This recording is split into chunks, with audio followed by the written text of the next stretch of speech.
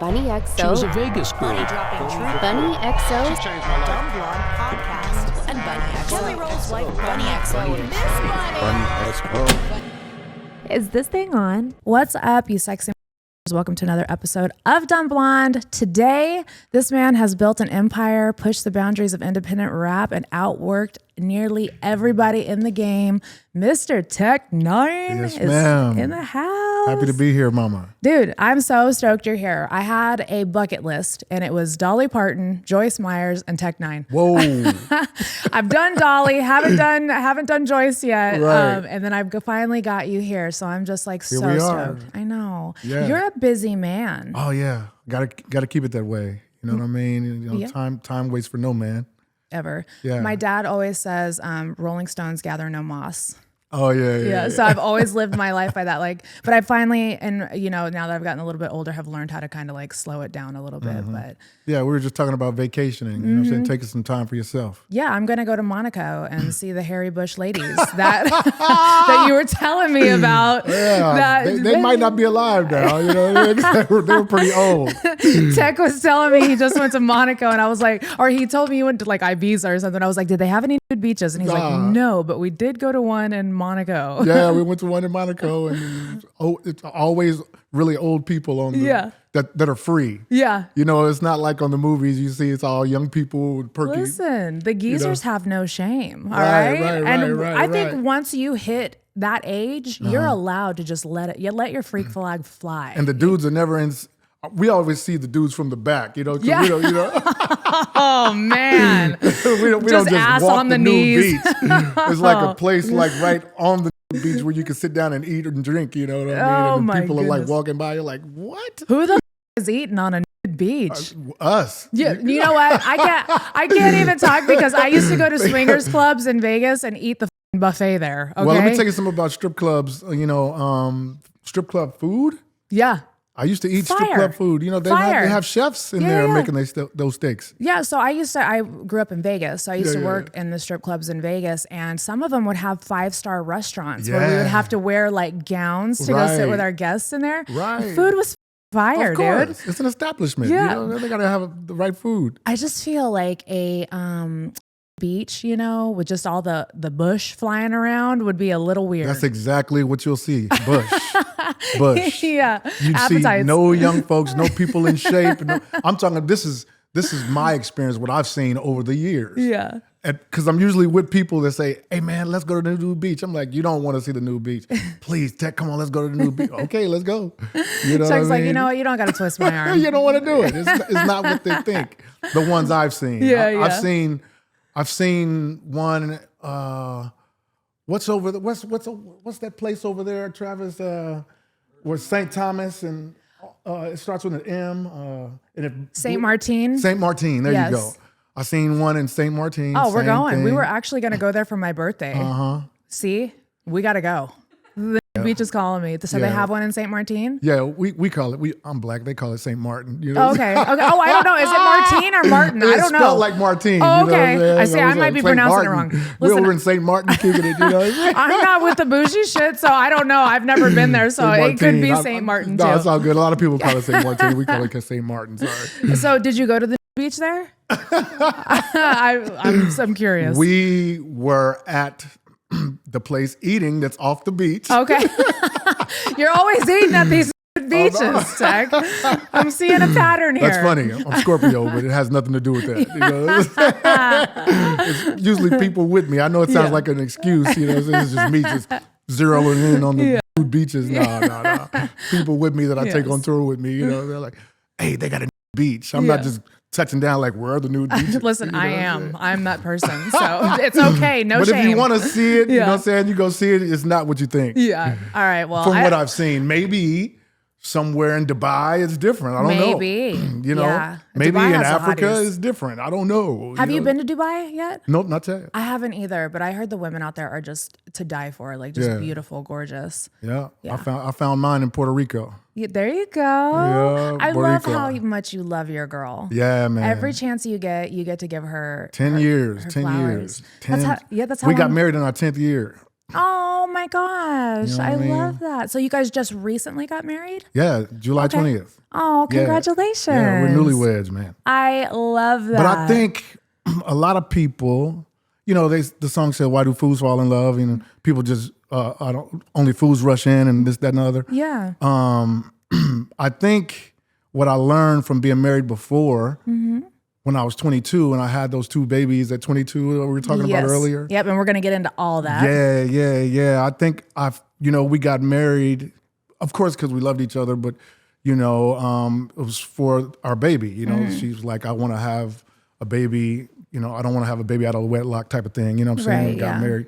But what I learned from then to now is I think that people don't take time with each other, you know, to date each other. And then, you know, it takes time to move in. Some people just jump right in and you don't find out about each other, you know what I'm saying, in a short period of time like you should. No, you did it right. You did it right. Different chemical levels and stuff, you know what I'm saying, that happen. Masks Not come just off. with women either. I'm just talking about with No, male as men- well. You know what I yeah. mean? You don't know if motherfuckers crazy. You don't know nothing. You don't know what happens when he's PMSing. You don't know none of this shit. You know what I'm saying? If you don't put time and learn how to deal with it and not fight negative with negative. You know what I mean? I didn't know that when I was younger. Yeah, you have to learn your person. Yeah. Jay and I actually got married 30 days after meeting each other. And the first 3 years of our relationship, I don't know how we made it. Like I talk about it on the podcast all the time. Like it was so toxic because it was two strangers who from two different backgrounds. I'm a Vegas girl. He's a Nashville boy trying to figure out life together. And, you know, if I could go back and do it again, I would wait to get married and just kind of, you know, learn each other because people don't do that anymore. Like it literally, everything is like we're in the microwave era. Yeah. So it's like everybody wants everything now, you know? Right. So right. you and I your heard, girl. I heard somebody snoring and I saw the dog. Oh, the bite. dog. Yeah. He's right here. In my mind, I was looking around like, who the hell is asleep right now? He's the co-host. I didn't want to lose contact with you, but you know, I'm like, in my mind, I'm like, who the hell is snoring? He's around literally here? the co-host. I said, I know that ain't Travis. No, it might be. He's literally He's over there alone to throw your voice, fool your friends, fun at parties. Yeah, he's literally grown up in this chair, so he'll sit here the whole podcast. Yeah. But you'll hear him snoring every once in a while. You'll see me shake him so It's that all the good. No, snore he can doesn't snore. come He through. can snore. It's his house. So the snore doesn't come through on And the he's comfortable microphone. with your voice, and you know he's comfortable. So. That's my baby. Yeah. So Tech, I have done for the past 2 days nothing but research you, and he's like, okay, he got nervous. It's a lot. No, it's you know what? Did you find the drugs and the liquor and I found all of it, but the women all over the world? Did you find all that I'm stuff telling that I had to you- grow out of? I'm telling you though, I think you have such a testimony and it Yes. really makes me understand you more. Yes. It makes me understand the music more. And I just want to take all of my listeners on that journey with you Yes, ma'am. because it's really a beautiful ride that you've been on. Yeah. Like you have worked your ass off to be where you're at. Totally. And I mean, I think it's just so cool, the shit that you've gone through and that you've risen from. When you know you have something special inside, it don't matter how many obstacles are in your way, Yeah. because you push them out of the way. Yes. And people that try to create the obstacles because they don't understand, you'll look back and they'll all be shaking your hand. No. I didn't mean to make that rhyme, but No. It's just you're a poet and didn't know it.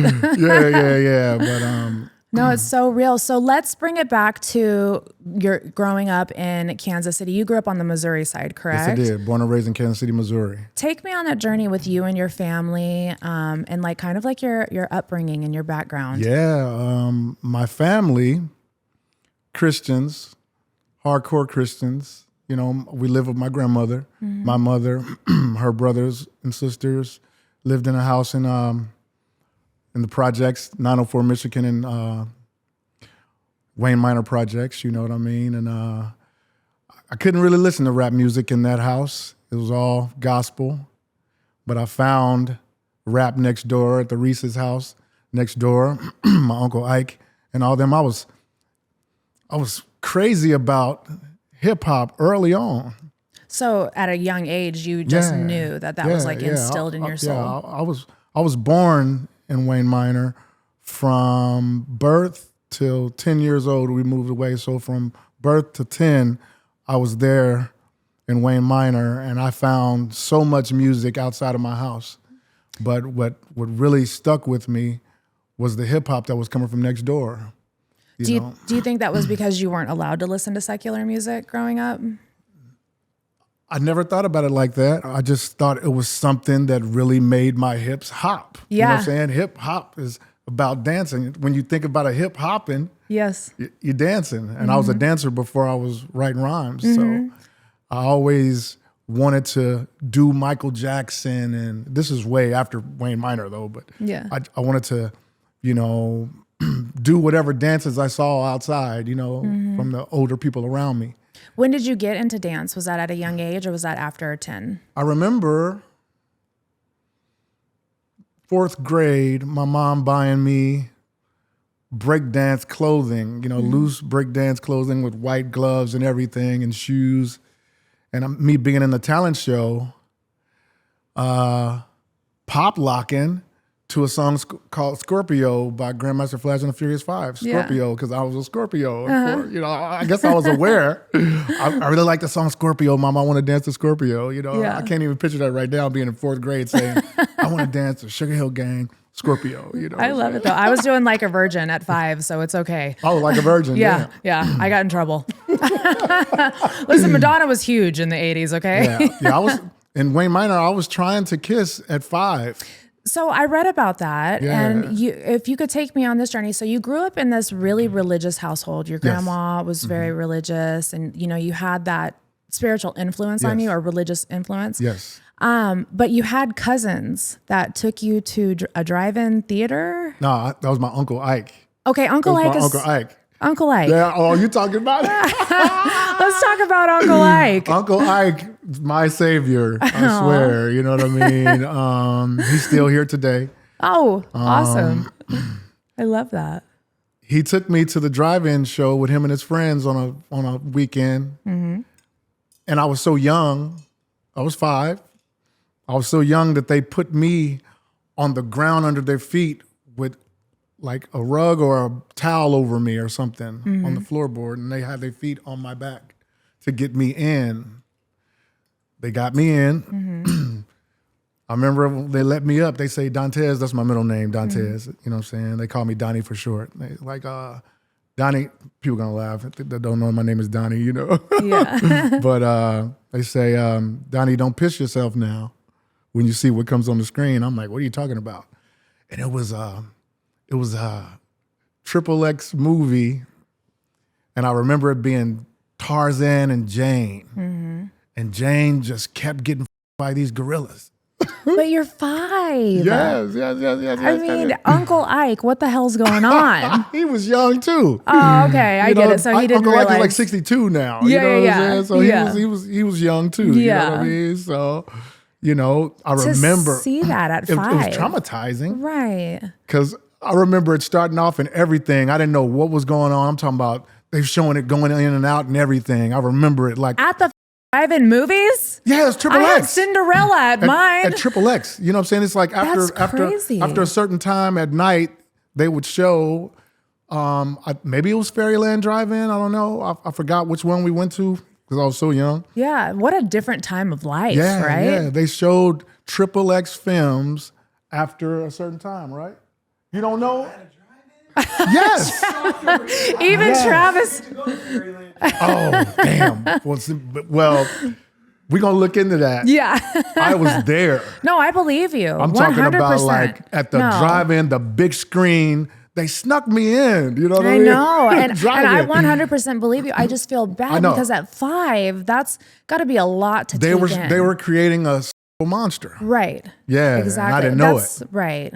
You know what I'm saying? Paired with the Humphrey Bogart pictures on TV, you know what I'm saying? Right. Here's looking at you, kid, and kissing and all that kind of thing. I was trying that at 5. Right. Well, you're acting out what you were learning. You Yes. didn't know. Nobody told you like, hey, Yes. this is wrong, or hey, you're not supposed to feel these things, or the influence from what I see, absolutely. And that I didn't piss on myself like they said, Right. Sweet boy. But I remember Tarzan being upset that Jane kept on wanting to go out into the jungle and get the gorillas. Right. What a memory. What a memory. Do you feel like you took that with you through life though? Like How would I remember this? Like to apply to tell that? it. Yeah. No, I would never want to be jungle. I don't know. He's like, no. But I mean like the possessiveness is what I mean. Like, you know how like you said Tarzan was possessive. Never have, they said Scorpios are jealous. That's never been me. Really? I've never been jealous. Yeah. You know, in my time before I hung my player jerseys up like tapestry, you know, I used to share women with my fellow friends. Yes. You know, they're like, well, she was with me first, but if, you know, because sometimes people on tour, they love the circus. Oh, I know. Yes. I've been on tour with all the boys. And all the people in it. Mm-hmm. Even the bus driver. Really? You know, the bus driver was getting action? No, I ain't telling on no bus driver. I'm saying, I was like, damn, just we gotta in hook general, Elmo up. Even the bus driver. Yeah, you know what I'm saying? gotcha. From what I witnessed, you know. Gotcha. Nobody is left, you know, Yeah. unsatisfied unless they don't want to. You know Right, what I mean? of course, But, all consensual. That's the only thing about podcasts. You know, it turns into an interrogation sometimes. No, never. No, not from you. It's Yeah. just I'm long-winded. Oh, you no, know, so I you're get totally to talking. fine. I love it. But I was saying to finish what I was saying, I would share back then. You know what I mean? I was never a jealous Scorpio, you know, when I'm dating a woman or whatever. But it taught me later when I found my maturity, mid-40s. It took a while. Yeah. I always say I met a morph. I met a morph. And that morph that I made in my life was maturity. And that's when I started feeling like I didn't want to share that energy with everybody Right. anymore.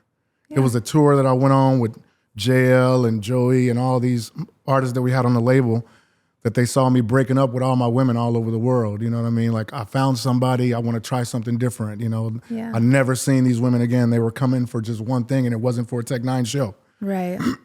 you know? Yeah.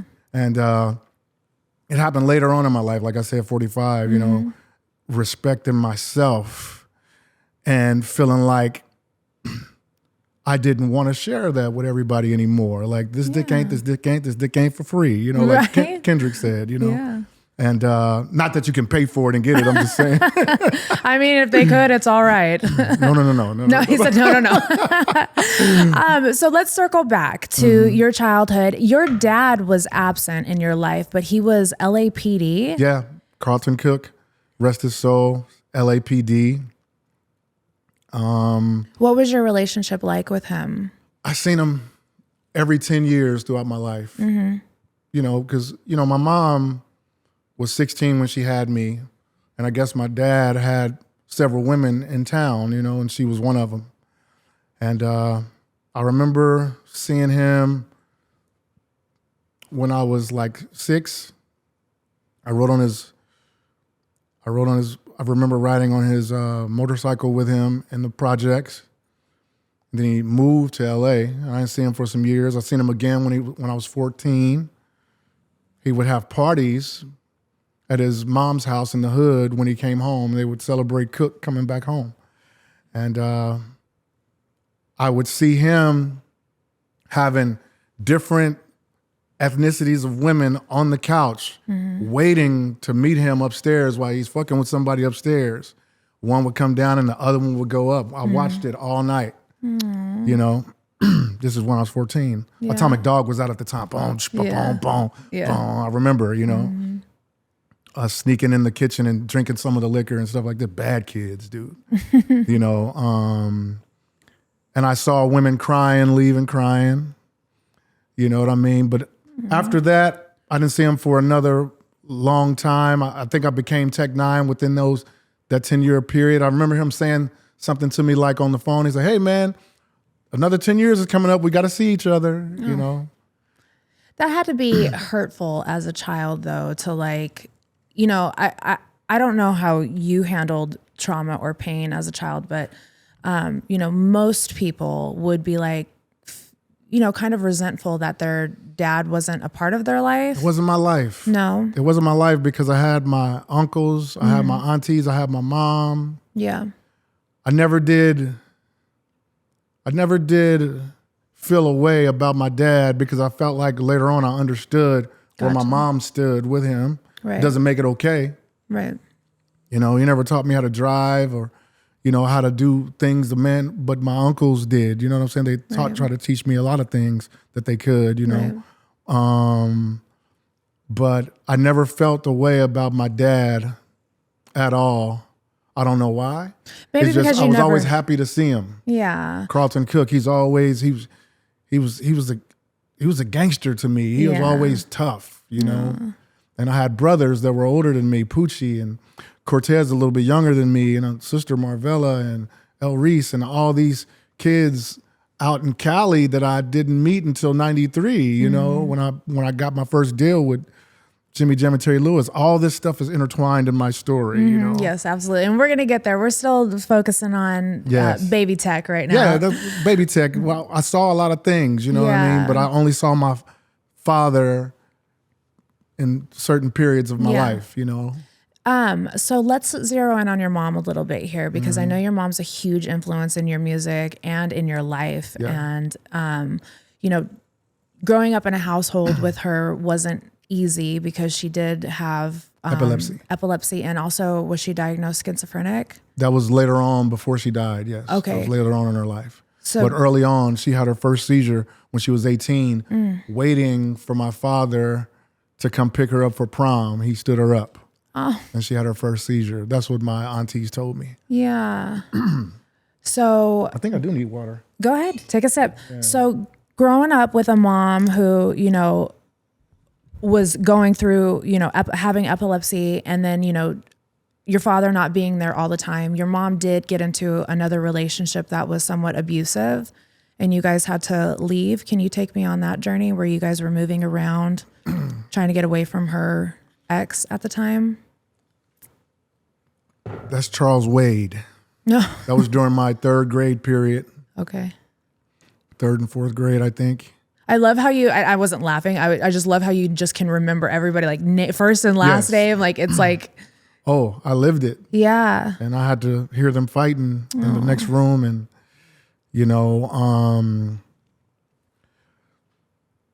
my dad moved away, and we moved away from Wayne Minor when I was 10 in the 50s, 59th and School Parkway.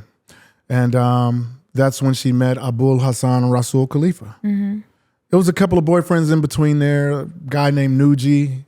I remembered he always had on really good cologne. He had a George Washington afro, big back here. I remember Nuji. They probably like, how does he remember these things? Yeah. Because I would be in the car with them when we're going places. Nuji, she dated Nuji for a while, and then I guess she met Hassan around that time. She wasn't dating Nuji anymore. And she married him when I was 12. She married Abul Hassan Rasul Khalifa. So my Christian mother, my devout Christian mother, had so much love for a man that she married a Muslim.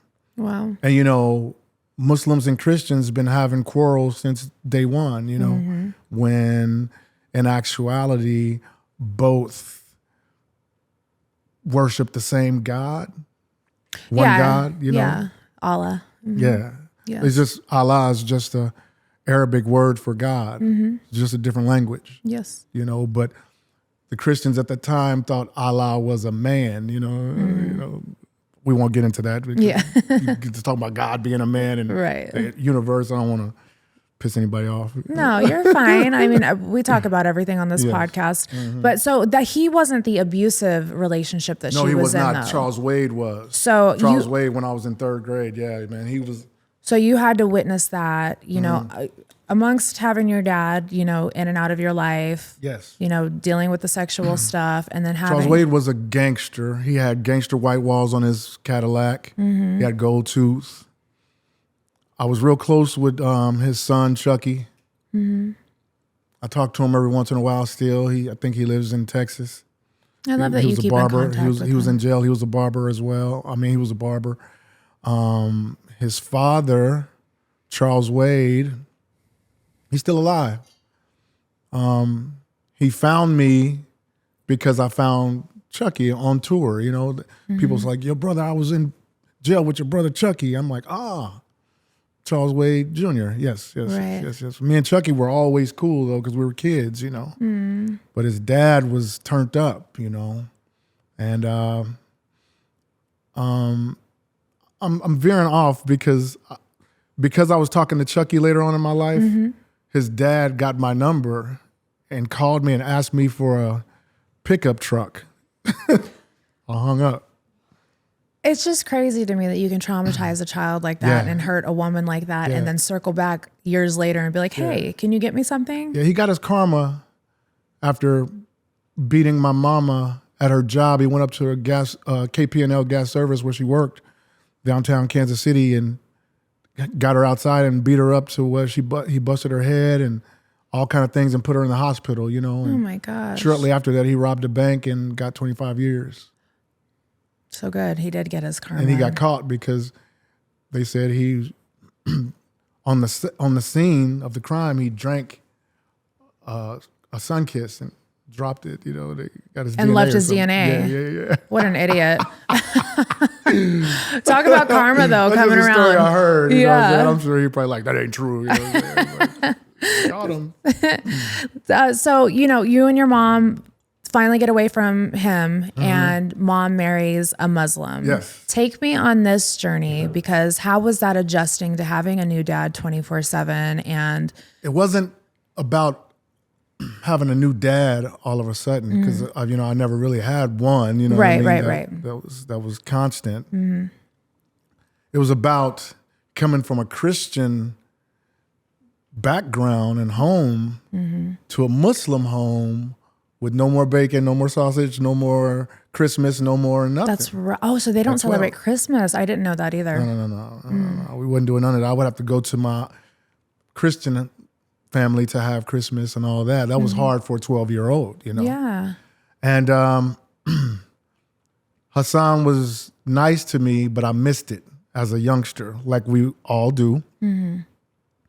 Him trying to make me a stronger kid and not a mama's boy who still had his mama ironing his clothes at 12, you know what I mean? He started making me do everything. You know, if I was washing the dishes after a get-together or something we would have at our house, if there was one, he would check the dishes, and if there was one speck on a bowl, he'll dump all the dishes back in there and make me do all of them again, you know, until late, you know. I thought that was mean.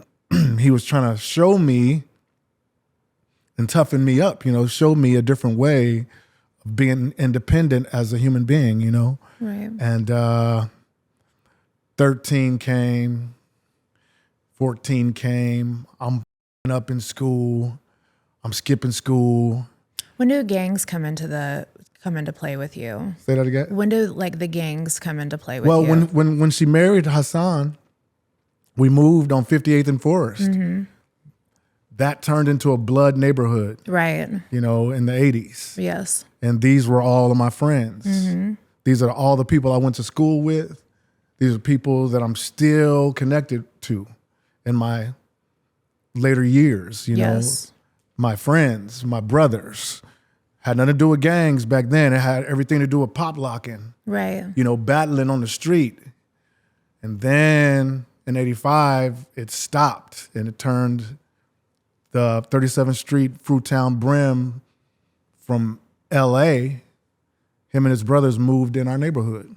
Got you. You know what I'm saying? So that's where that happened. But in those years, 13, 14, 15, 16, I'm in school.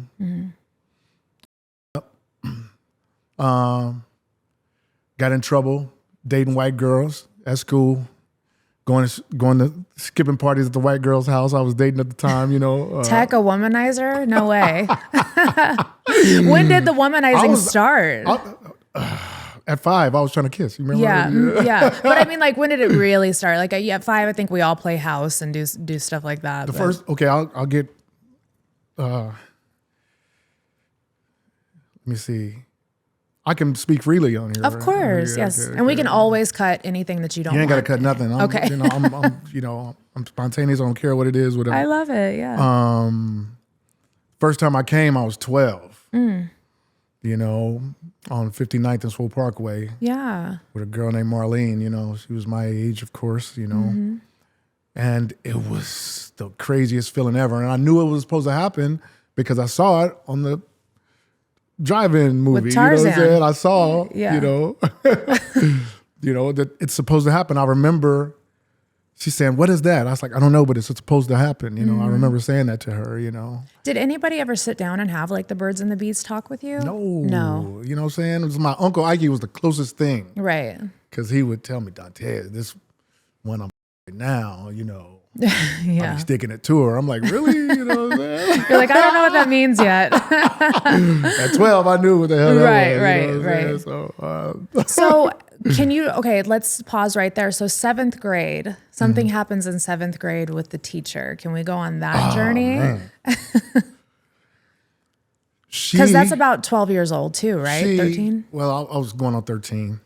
Like I said, I was 13, 14. Yeah. 15, but I won't say no names. Yeah. She was young. She was 21. And whenever, it all started when I showed her a picture of my father as a cop. You know what I'm saying? I had a picture of him in his LAPD outfit. And after that, after class, whenever everybody's leaving out, I'll be in there. And she would say, "Aaron is so cute." Because my first name is Aaron, of course. Aaron Dantes Yates. Donnie. Aaron is so cute. And she was beautiful, Yeah. And I was like, "Oh, thank you." But she used to do it every day. "Aaron is so cute." I'm like, "Okay." Then I got to skipping lunch to go visit her while she's by herself, And I'm just going to leave it at that, to be safe. Right. But I was in love Right. till she got married. But you guys ended up, and we can always cut this too if you want to, but you guys ended up getting caught, right? We got caught by a student walking by. She said she told my 6th-hour teacher, no, it wasn't my 6th-hour teacher. It was 6th hour upstairs. Miss Glenn's room was like courtroom class. So whenever something happened in the school, they would have to come to court in her class in front of her big student body, Right. So they called me up to court class one day, not knowing what they want to talk to me about. I've never been to court class, And Miss Glenn, she's a black lady. She didn't want no shit, you know what I'm saying? So she said, "Aaron, there's a student in here." The student was sitting right there that says they walked by Miss So-and-so's room and saw both of you kissing, and the whole crowd, the whole student body said, "Ooh," Right. I said, "Huh? Why would I be kissing a grown-up?" I was smart, you know what I'm saying? And she's like, "I saw you, Aaron. I saw you." I said, "You didn't see me. I was in lunch." "No, you were in there kissing." I said, "It's her story against mine." You know what I mean? And they called us to the office and called the teacher to the office too. Yeah. And I was sweating. I bet. And they say her name, this is alarming. And she's like, "I would never," with a student, I remember her, like pleading her case and being real serious, And nothing happened. We didn't get in trouble because I didn't tell. But you guys were you guys having Yes. in the classroom? No. Okay. After school, that's another story. You know what I'm saying? On school campuses though? No. Oh, okay. No. Okay. Call home, see if you can help me after school. Can I help my teacher after school? And she'll bring me home, go to her house. It's so hard for me to wrap my brain around that because I know coming from a man's point of view, it's like, oh, you got to bag the teacher, the older chick. Like I said, I was in love. Right. But if we switched places and it was a man doing that to a little girl, it's like, over. It's hard for me to kind of wrap my head around that And I don't not be mad at her for what happened to you. Yeah. I appreciated it. Right. She got married in my 8th grade year. And after that, we didn't talk anymore.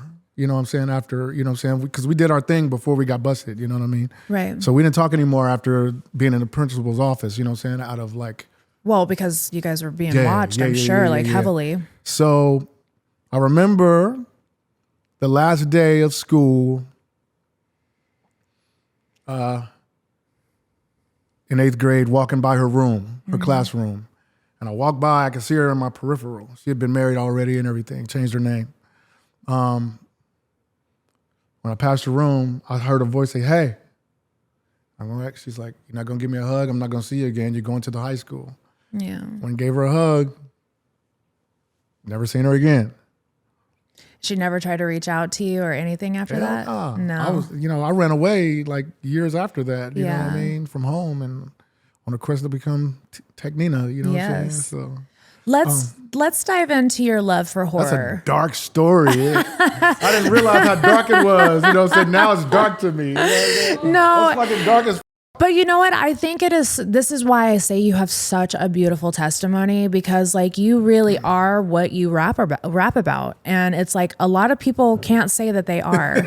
I rap my life, you know what I'm saying? And Yeah. I found that out early on. Quincy Jones, he told me, Yeah. rap what you know and people will forever feel you. And what I know better than anything is myself, you know? Yes. And I wrote about myself and my stories, and what people have in common and they don't really know is emotion. Right. So I tapped into emotion. That's how I got fans, you know? Mm-hmm. All my stories are true. Yes, absolutely they You know are. what I'm saying? And Except it's when your you get to Black in testimony. the Sun, and it turns into imagination, you know what I'm saying? Nipples and noodles and all that kind of shit with trapped in Psycho's body. It has a bit of imagination in there, you know what I mean? Yes. But it comes from a place. Yes. I don't blame my teacher for anything that's happened to me in my life, because Right. I didn't look at it as love, Right. you know what I'm saying? But in true, it is. And she groomed you. Yeah. You know, and I mean, I'm sorry, but a 21-year-old looking at a 13, 14-year-old like that is Just know, but I already came predatory. at 12 though with Marlene. Right. You know what No, I'm and I saying? get that. And I love that I was you- ready, you know what I'm saying? But I love that you didn't internalize it as Nah. being, but responsibly, I have to say, you know, like if that was a man doing that to a little girl, we would all lose our minds, you know? I heard stories later on that I wasn't the only one. No. See what I'm saying? It's predatory. Yeah, It's I heard very some predatory. of my homies say, you know, so-and-so hit too. I'm like, huh? What? She was just getting it Later in. on. Yeah, It's that's what and I heard. I The don't fact know. that I they don't even know. still let her work at the school is just wild. But Like I said, she was 21. yeah. Well, but what I'm saying is like after you guys got caught and them still letting her work there, that would never fly this Because time, it was written off like that student was just talking some shit. right. Yeah, absolutely. And they didn't see that. Yeah. They seen me give her a hug or something. Yeah, for sure. You know what I mean? I don't recall what we said, but Yeah. you know, No, I whatever get that. we said, it was like, okay, Yeah. you know. Well, let's switch gears to a lighter subject and let's talk No, about it's cool. We can go dark as much as you We're want gonna to. go. you It's know what gonna. I'm We're saying? gonna go through phases. Yeah. So let's talk about your love for horror. You got introduced to it by your mom. My Christian mama. How Christian like mama. that blew my mind whenever I read She that. was so fact. cool. I miss her so much, man. She was so Aw. cool. Maudie Sue Yates, before she became Maudie Sue Yates Khalifa, you know. Let me see. I was born in 71. She took me to go see Carrie in 76. Yes. You know, Halloween premiered in Kansas City in 78. I was there. She took me. Yes. My Christian mama took me to, you know, Kansas City has haunted houses around late September, October, Halloween. We have Main Street Morgue. We have Dr. Deadly's. We used to have Dr. Deadly's Haunted Hospital, The Edge of Hell. We still got The Edge of Hell, The Beast, all these haunted houses for, you know, attractions for people who like the darkness, you know. She took me to all that when I was young. That's amazing to me because I grew up strict Pentecostal, and we were not allowed to listen to secular music. Anything that had to do with Halloween, could never partake in it. Like, so that was really cool of her to let you be able to experience some sort of like. I remember her dating my Uncle Ike's friend, Daniel Whitney, and him being the one taking us to this haunted house, Main Street Morgue. And I remember us walking in. I was young, man. You know what I'm saying? I keep on going back to 5. A lot of shit happened when I was 5, dude. You know what I'm saying? Yeah. It was really early on. I remember walking in the Main Street Morgue, and when you come in, you turn right and you go up some stairs. They had a black light. I didn't know what a black light was when I was young. And I looked at their faces, and their eyes were glowing, and their face looked crazy, and it kind of scared me. But I appreciated it because I was already going to the movies and stuff like that. You know what I mean? On the scary tip, my mom showed me all the things that scared me as a kid, like clowns at the Ringling Brothers Barnum and Bailey Circus or the Ararat Shrine Circus. She took me to all that. I had a fear for clowns when I was younger. Do you think that's why you wore face paint later on in life? Yeah. Because it was like embracing a fear? Yeah, that's exactly what it was. Yeah. I became everything that Marty Sue Yates Khalifa showed me. Her having epilepsy, you know, when she married Hassan, when she started having seizures, he put her in the psychiatric ward, and my Christian family hated him for it because we've dealt with it since she was 18 and she never had to go to a psychiatric ward. So he thought that was the best thing for her because after you have a grand mal seizure, the after effects is you talking out of your mind. You know what I'm saying? So I used to have to come visit her there at Western Missouri when Menorah had one off 63rd, Research Psychiatric Center, all of them in Kansas City. I went to go visit my mom. Wow. And when they see me wearing hospital scrubs on stage, you know what I mean? All that, the clown, the hospital scrubs, the darkness, all nut that, house. the lyrically Michael Myers and all that kind of shit is from Marty Sue Yates Khalifa. It created Tech N9ne. Thank you, mama. You know what I'm saying? Because it saved my life. Everything I built from her and her pain, I internalized that shit and turned it into Tech N9ne, you know what I mean? And when people come to my house now and they see my clown shrine with all the Michael Myers stuff and all the, you know, I have Reagan, like a life-size Reagan from The Exorcist right there. It says, sorry, we're dead on her hand. She's holding a sign that says, sorry, we're dead. I have this in my house and people are like, what's up with all this devil shit? I said, it ain't devil shit. My mom taught me early on when I was younger that these toys, these dark toys that you see, don't think of them any other kind of way than you think of your G.I. Joe toys or your Star Wars toys, or when you see Barbie and Ken, it's plastic and you can't give it any energy at all. And people believe that you can, that you'll have dark energy in your house. And when you look at my shrine, that's Marty Sue Yates Khalifa right there. And it reminds me, her birthday is October 26th. She's in that kind of fall kind of feel. So when the fall comes and Halloween, it's just a reminder of my mom. I became the clown, painted my face early on in 94. I painted my face for the first time. You know what I mean? I got my face painted, that is. And now when you see the clown with the red nose on a stage, you know, the mask I use now, you know, is just what that clown, what that paint and that clown in my head has transformed into, and it gets worse and worse over the years, you know what I mean? Not within me, though.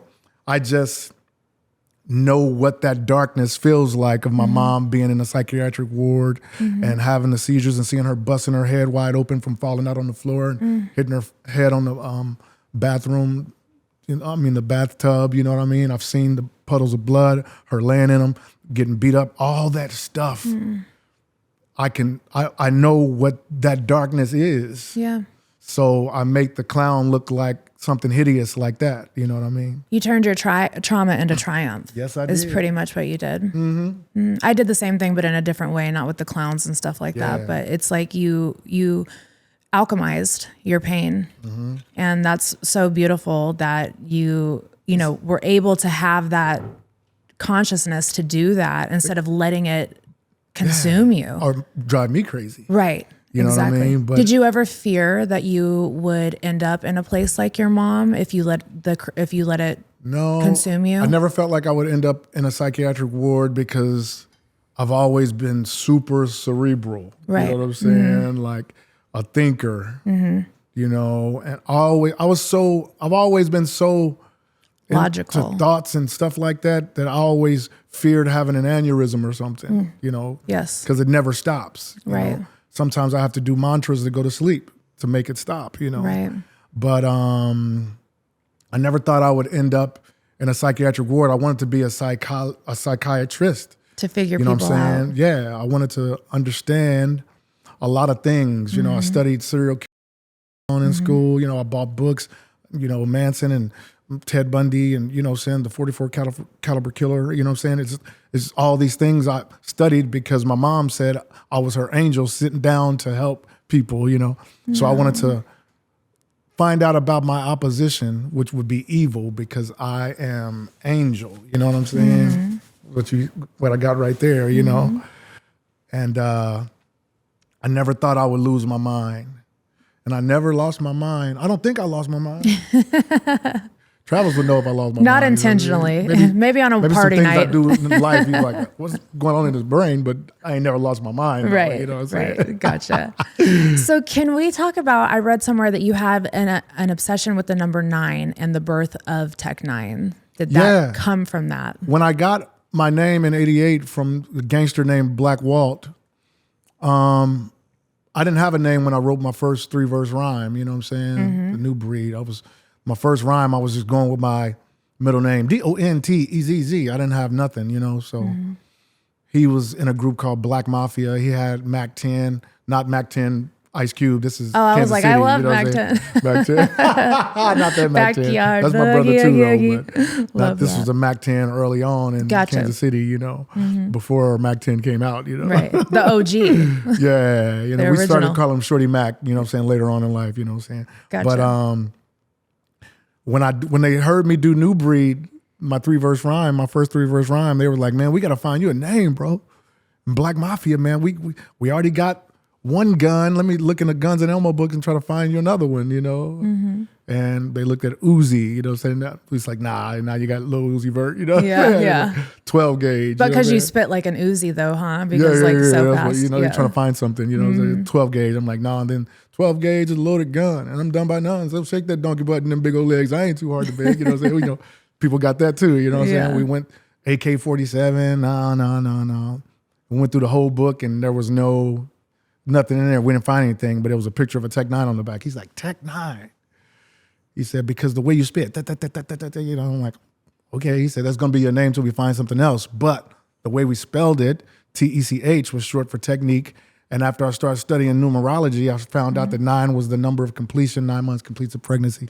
They said cats have 9 lives. After 9, there's nothing else like it. It's double and triple or whatever. Yes. You know what I'm saying? I became the complete technique of rhyme. Tech N9ne, technique number 9, you know what I'm saying? Everything to be able to, I'm rooted in rap, but be able to adjust to any musical situation. You know what I mean? And what your fan base shows that. Yes. Your fan base, you did it. have metal fans, you have juggalo fans, Yes, you yes, have yes. hip hop heads. Yeah, like, I got gangsters, I got all of it. You've got it all. Yeah. It And covers every. That's how I wanted it to be. I wanted to make Tech N9ne the MC that can do anything. Yeah. Everything. When you first started rapping, was it always so fast or did you have to develop that style? Because your brain has got to fire at a different frequency. That's from years of practice doing it. But when I first started, my one of my first rhymes. So that's why they said it was like. So that's why they said I don't. What did I say? So that's why they said I don't make. It was like going like, but that, you know what I'm saying? And I attribute that to listening to Slick Rick. People like Slick Rick didn't rap like that, but Yeah. you know, he'd be like, around this part of town with diamonds in your girl in front. I'm trying to enter in this rap thing because you're having stuff. But about that, it's like he would do a little Jamaican like toasting, like don't worry about a thing because Rick is bringing home the goods. I'm like, that's dope. Yeah. So I turned that. Don't worry about a thing. Don't worry about a thing. I was like, that's like Jamaican. Don't worry about a thing. Don't worry about a thing. Don't worry about a thing. But it turned into chopping. You know what I'm saying? And when I say that to people, they're like, wow. You know what I'm saying? It was just like, don't worry about a thing. Don't worry about a thing. It was like, that's how I started rhyming, you know? It's almost like gibberish, kind of. Well, like a form of it. Well, no. Okay. Not when you're speaking of Tech N9ne, because I pride myself on clarity while speeding. Right. But it's like the double time is like how they do it in gibberish, correct or no? I don't really know. I think they call it bebop. Bebop. Okay, you know, bebop. You know, that's why Quincy Jones signed me in '97. Yeah. He said your style remind me of bebop. But I think that's what you mean by gibberish. Well, there's a language, right? What is it? Pig Latin or gibberish that I'm thinking of, where they double up the words? Do you guys know what I'm talking about? Pig Latin. Oh, okay. Yeah. Usually gibberish means you can't hear it. Oh, gotcha. Okay. I thought it was called gibberish, but maybe it's like another word for Pig Latin is gibberish though. But so Pig Latin, where they like double up the words, is what I'm saying. Either way, it's fascinating how you do it, because it's like I don't know how somebody's brain can just fire on all cylinders like that.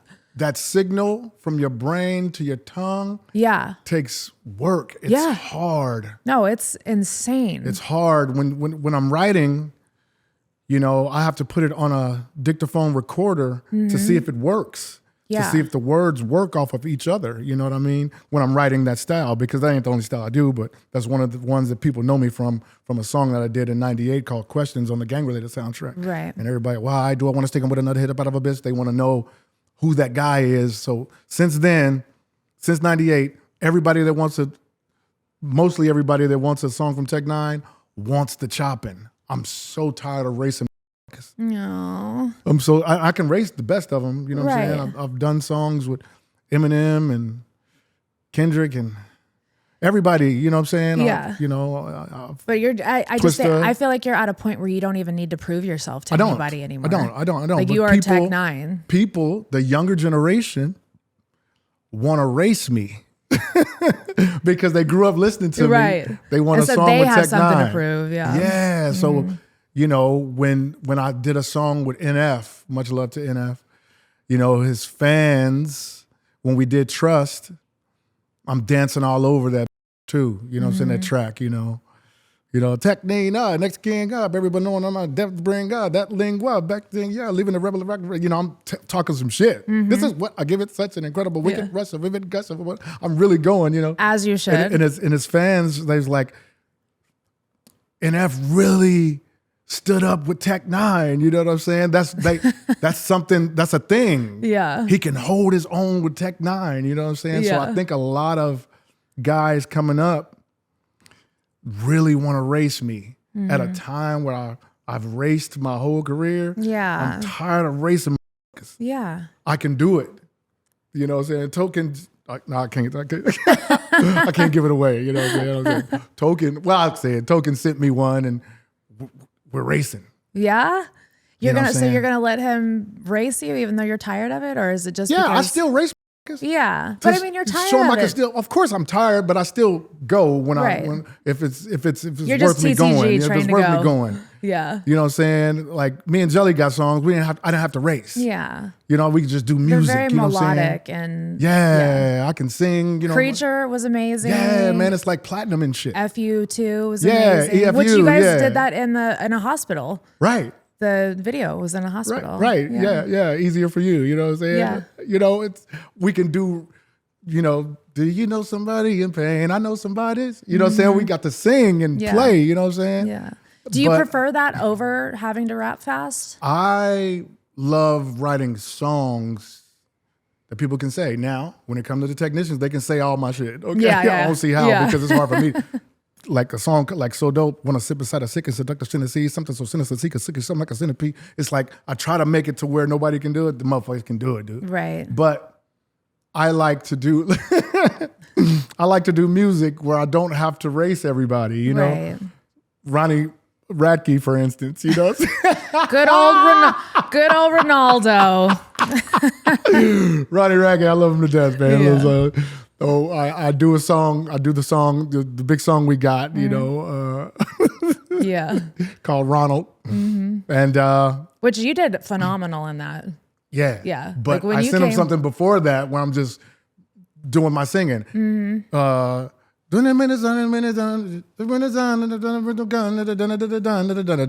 singing, you know. And he was like, "This is dope, man. This is so dope." You know, the first 4 bars I was singing. So dope. But then some weeks went by. He's like, "Hey man, can I talk to you for a minute?" I'm like, "Yeah." He's like, "You're singing at the top of yours, and then when yours is over, I come in singing. This, like, to me, it's too much singing, you know." And I said, "Okay." So I'll go in the studio the next day and I'll just rap. You know?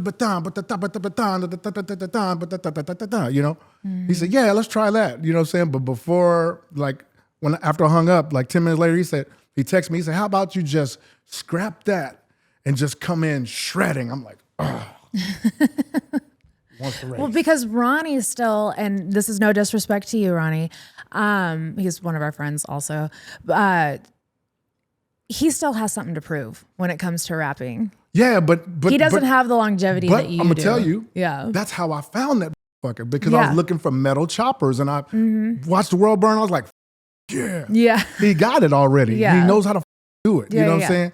So when he said that, I called X-Rated, one of our artists. I said, "Man, he wanted me to change my first 4 bars." He said, "It's too much singing." He's like, "Man, them fuckers, man, they scared of you, man." You know, like, nah, I don't think it's that. I just think it's too much singing. Right. So he changed it. You know, he had me change it and just come in chopping. You know what I'm saying? "What is up in your mind? You thinking the devil is making the crime of the people are evil and never no demon design of the opposite of a divine?" No. Yes. You know what I'm saying? Yeah. He was right.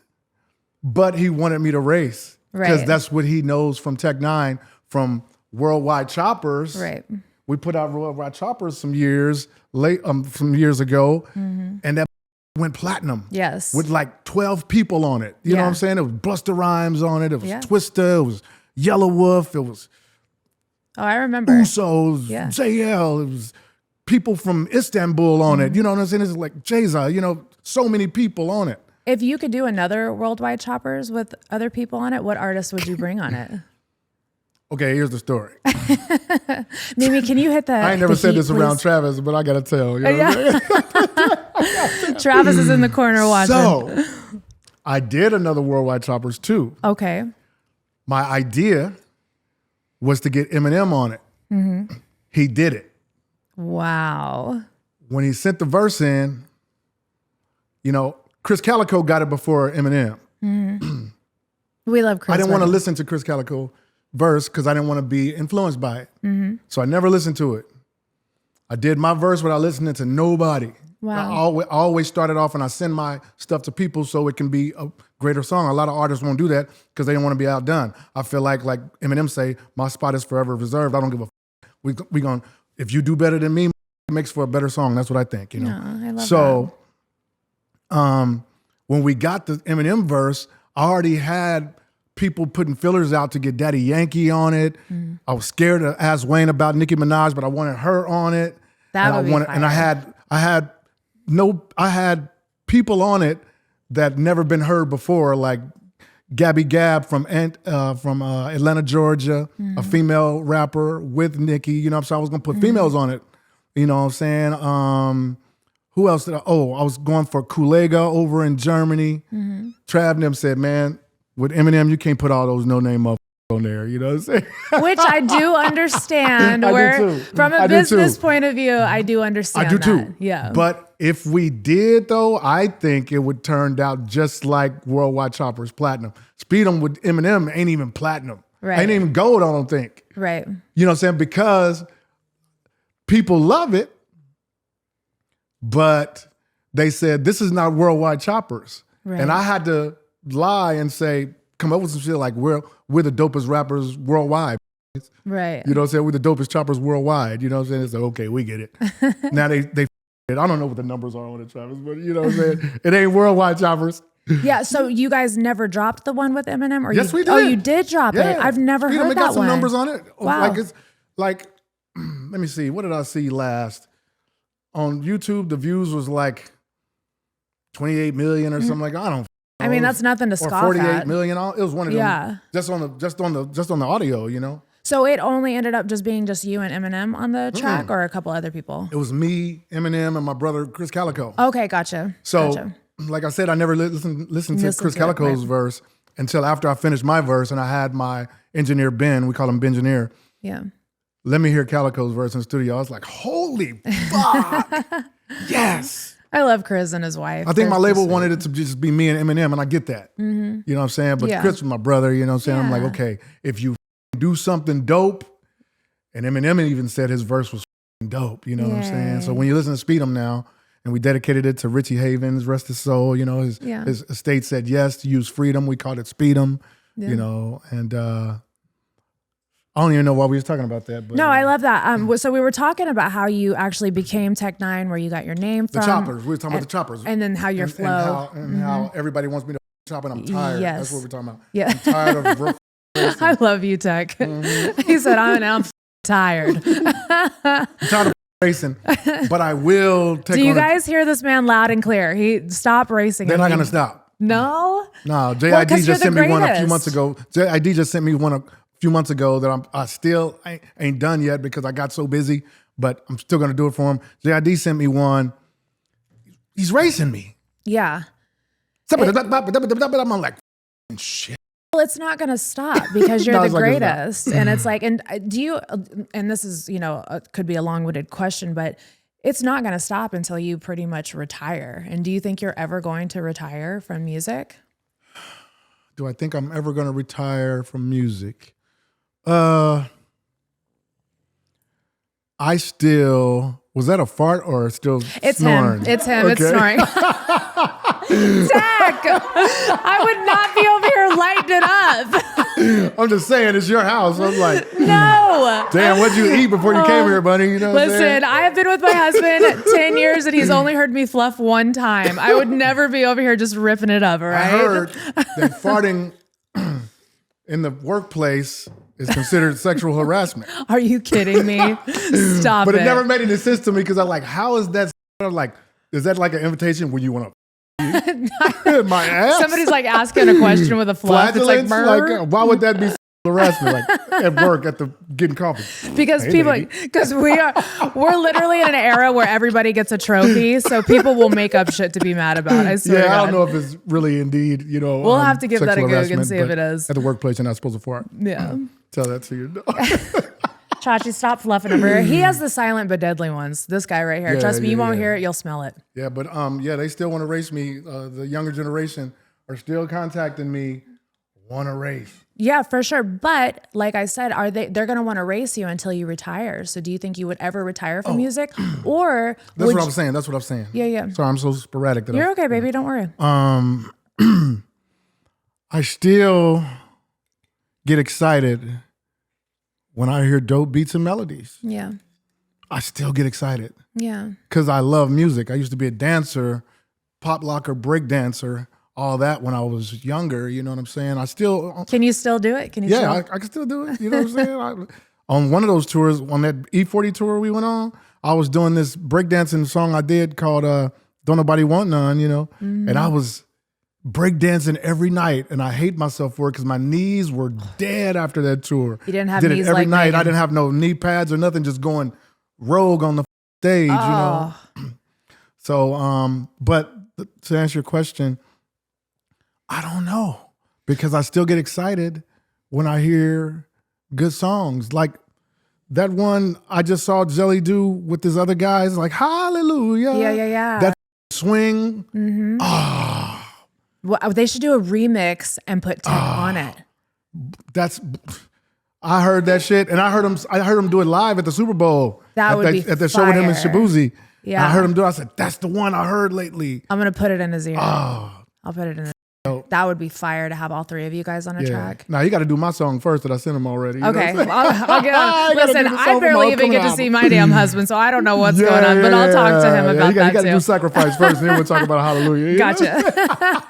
I got your back, Tech. I promise. Yeah, and I'm not racing on Sacrifice either. Yeah, good. So instead of retiring, do you think that you would ever step into like maybe a mentor position of like kind of like what Jay-Z has done?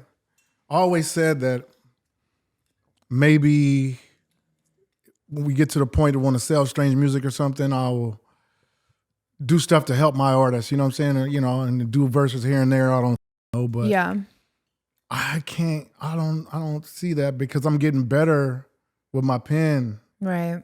You know, because you're getting wiser too, and you just have so much life experience. Just trying to keep from saying shit that will piss people off is the hardest these days. Right. I mean, you know, like when it comes to everybody's religion and politics and sexuality and all that kind of stuff, that's not my business. You know what I'm saying? It's You like I can't don't let judge people- people on their sexuality. You know what I'm saying? I never have, and I never will. And I don't know why people are so, you know, fixated on people in their sexuality. But you know, I get when people say you're doing it on a show where kids are watching and you're kissing a man or whatever, and now people are upset. I get that, but at the same time, I ain't really worried about nobody's sexuality. But as far as religious beliefs and politics and shit, I try to be careful, right? Because all this shit is gang shit to me.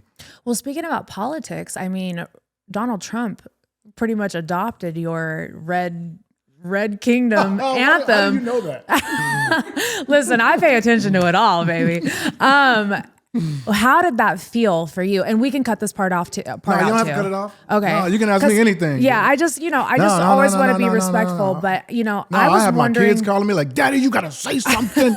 You gotta. People gonna think that's you." I said, "People can think what the f- they want." Right.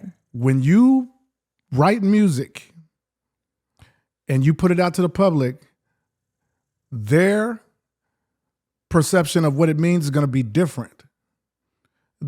However they perceive that song is how they're going to use it. Right. And when they put it out, you know, when you put it out, you know, that's what happens, you know, and my kids didn't like that, you know, so they wanted me to tell people, I don't do that. I'm like, no. You can't get into politics because you'll be damned if you do, damned if you don't. All I know, and you know, all I know is that it's crazy how on that song how the numbers spiked. Oh, because it's literally it became pop. Yeah. Like you're already such a huge presence, but it became like pop culture. Yeah, you know, man. once you hit that pop culture. What was that? stream, Was it an indictment trial or I forget. impeachment? Oh, There it was goes. that It's what one it of was those- for? Okay, I thought it was for Yeah. his campaign. Yeah. Yeah, they did. They called it riot music, and I made it for the Chiefs. Right. You know what I'm saying? I say number 58 is DT the Great, and we funded Derek Thomas, rest in peace. You know what I'm saying? But the hook, Red Kingdom, I had no idea the Republicans were going to hijack my song and turn it into their shit. You know what I'm saying? Listen, the Republicans hijack everything. I had what was it that went viral? A sound that went viral that said, "I woke up this morning and I feel like trash." But it's French for I feel like garbage. That's French for trash. All the Republicans grabbed that after somebody said something about somebody being trash in Puerto Rico or something. Oh, and shit. It went viral. So it's like that's what happened to your song, and that's why the streams went so crazy. Is because that shit was on TikTok. Yes. And I'm telling you, it was everywhere. I was like, "Go Tech!" I was so excited for you. Yeah. So we're the kind of. I'm the kind of artist that I do the music and I go and I don't look back. And then next thing you know, I got all these platinum and gold plaques coming in. Mm-hmm. That was a flex. I mean, as you should. But I just do the work and then shit pops up. Yeah. You know what I mean? And let's dial back real quick and let's get into when you got your first record deal in '97. When you it was 93. Was it 97 93? was my second. Sorry, I'm not looking at my No, notes. it's all good, baby. No, 93, I got my first record deal with Jimmy Jam and Terry Lewis at Perspective A&M. Yes, 93 to 95, correct? Yes, 93 to 95. They let us off in 95. Started working with Don Juan around that time. I was working with Icy Rock that, you know, that got me the deal with Jimmy Jam and Terry Lewis in 93. Icy Rock was a producer of mine. He did It's Alive. He did T9X. He did a lot of songs for me in the past, you know. And after that relationship was kind of damaged, Don Juan came in and Diamond, rest his soul, they wanted to see if I could do hood music. I said, I'm from the hood. Because, you know, with Icy Rock, we're doing nut house shit, you know, so we're doing the Scrubs and, you know, my mom, you know, we doing dark shit, you know. And he's like, you doing that crazy shit over there with Icy Rock. Can you do some hood shit? They gave me the beat to Mitch Bade. I said, I'll be back tomorrow. Have you ever met a nigga who was pie sprung? It's a lot of slinky niggas where I come from. There's another missile catcher just like him. His name is Mitchell Bade. Mitchell Bade. You know what I'm saying?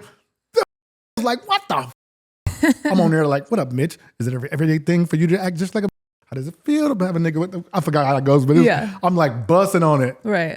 That shit went to the top in Kansas City. It was on the radio and everything. Back then, it was hard to get radio play, wasn't it? Because yes, it was. Yeah, yes, it was. Before then, it was kind of like a cult that you had to get into. That was undeniable, though. They had to play Mitch Bade, you know. Yeah. And it was a struggle to get songs on the radio in KC for us, for sure. Yeah. Until Mitch Bade, Cloudy Eyed Stroll, and Mitch Bade. Mitch Bade was the B-side of my single Cloudy Eyed Stroll. It was like really calm song. Right. Mitch Bade was the B-side. Yeah. Cloudy Eyed Stroll was on the radio. Yeah. You know what I'm saying? But Mitch Bade took over. Then right behind Mitch Bade, I got with my group, my blood homeboys, and we started a group, 57th Street Road Dog Villains. And we did a song called Let's Get Up. On radio, everything we touched. Yeah. You know what I'm saying? And this was after your record deal from 93 to 95, or was this during? No, this is after. Okay. This is after 95 when we got released. Gotcha. You know what I'm saying? So with Don Juan, that's when we, in 97, that's when we got the deal with Quincy Jones, Quest and Warner. Yes. Right. One thing I respected about reading your situation with the record label from 93 to 95 was that you said that they like put somebody in a car with you and the dude was telling you that you had to change. Oh, yes. And you were like, no, I'm not changing who I am. And like, you really like stood your ground and was like, no, I know who I am and I'm not changing for anybody. I know there's a name too. His name was Life Allah. He was from the East Coast. Yes. In 93, I guess, Protect Your Neck just came out with Wu-Tang, you know? And he's like, you got to do this, son. You got to do this. You got to do, you know what I'm saying, METHOD, man, whatever the f***, you know what I'm saying? I was like, no, that's them. I got to do me. And that was the tension. You know what I'm saying? Same thing in 97 with Quincy Jones. He wanted me to do whatever I wanted to do, but his people who worked at his label wanted me to do like popcorn shit. You know what I'm saying? They wanted me to do this song for the Shaq movie called Steel. He was like RoboCop or some shit on it. And I had a song like, he's strange and I like it. He's strange just the way he is. Tech N9ne. What's up? Why you so damn psycho? Couldn't tell you, baby. You know, it was like cookie cutter shit. Right. But I could do it. Right. Produced by Quincy Jones, his son, QD3, the third, Quincy Jones the third. But at the time I had dun dun dun dun Tech N9ne. I had Planet Rock, the Down South remix, you know. I said, I want to start with this one. He's like, nah, it's regional, nope. You know, and I'm like, I told Quincy and he started firing. So they hated us up there because he favored us, you know. Right. And I met Travis the next year, the next summer in 98. 98. So before you met Travis, and we're gonna pull Travis in whenever we get to there. Yes. You did something with Death Row and Suge Knight. Was in 98? That was in 98. That was the year I met Travis. Okay, gotcha. But it was 98 when I was out in LA before I went home to KC. You know what I'm saying? Gotcha. Tell me about meeting Tupac and like I actually have hung out with Suge numerous times. Yes, me too. And we can cut this out. I don't know if no, we don't. That's my brother. That's my brother. No. Well, I'm talking about for me too, though, but because Suge gets such a bad rap. Yes, he does. He's a nice guy. Thank you. I have never told this story on the podcast before, but I used to do cocktails at the Palms, and Suge would come in every night. He'd be so up, and he would be the nicest dude. I done kicked it with him on several birthdays and everything. He was so nice. Like, he never was disrespectful to me. He was like my homie, dude, and he would tip me all the time. Really good dude. It's just great that human. You encounter people in the industry, not saying they deserve anything. I'm just saying you encounter shit in the industry. Yeah. And sometimes people handle it differently. Right.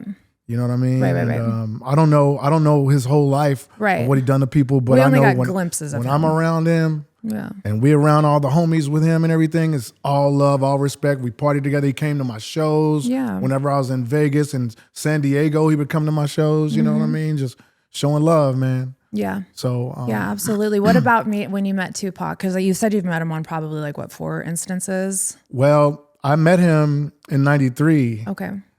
No, 92 at Jack the Rapper. It's a musical conference, a music conference that they used to have in Atlanta at the Atlanta Hilton. Mm-hmm. You know what I'm saying? And I met him in the lobby. He was checking out this. You guys, I'm so excited to see My Chemical Romance live. They are one of my faves, which is why I want to give the sponsor of today's video, SeatGeek, a huge shout out. With over 35 million downloads, SeatGeek is the #1 rated ticketing app. There are more than 70,000 events listed on SeatGeek, including concerts, sports, festivals, and more. Right now, you can get tickets to the Jonas Brothers, Dua Lipa, Billie Eilish, Sabrina Carpenter, Lorde, Playboy Cardi, and more. I love using SeatGeek. Speaking of how excited I am to see My Chemical Romance, let me just show y'all. I've got the SeatGeek app pulled up right now. It literally shows you the best seats and color codes the deals, so you know exactly what you're getting. SeatGeek has your back. Each ticket is rated on a scale of 1 to 10, so you know you're getting a good deal. So look for the green dots. Green means good, red means bad, plus every ticket is backed by their buyer guarantee. Get those plans out of the group chat this fall. And use code BUNNIE10 for 10% off your SeatGeek tickets. That's 10% off tickets with promo code BUNNIE10. Make sure you click the link in the description to download the app and have the code automatically added to your account so you can use it later. Thanks, SeatGeek. I love you. He was checking out this stripper, this dancer. That had a big old ass. She used to be at the BRE conventions that I went, years before, Right. I'd see her all the time. She was Caucasian girl with a big old ass, you know what I'm saying? We love those. Pac was standing behind her, you know what I'm saying? Yeah, I was like, I could just visualize it. But I missed, okay. Pac was standing behind her. It's like, I'm black owned. I'm black owned. So I guess this is after the riots, you know what I'm saying? He's like, I'm black owned. Yeah. And I went up to him and I was like, hey, you Tupac, you can do whatever you want with that. He's like, nigga, I'm black owned. Like, what does that mean? You know what I'm saying? And I was like, oh, during the riots, whatever building had black owned and nobody would it. So he said he must got black owned written across him because the wouldn't him, you know what I'm saying? So I met him that year. Yeah. 92. Then in 93, I got my record deal with Jimmy Jam and Terry Lewis, Life Allah, and all of them. I met them the first day there, you know what I'm saying? There was a guy named Jordy, you know what I'm saying, who drove us around, and Life Allah was the guy who was trying to turn us into whatever they wanted us to be. They took us to this club after we checked into the La Doufe, in Hollywood, and they took us to this club and Tupac was there. I went over there and hollered at him, hollered at Mo Preem, his brother was with him, I saw him that whole summer. We was everything. You know what I'm saying? Just on a rotation. Yeah, man.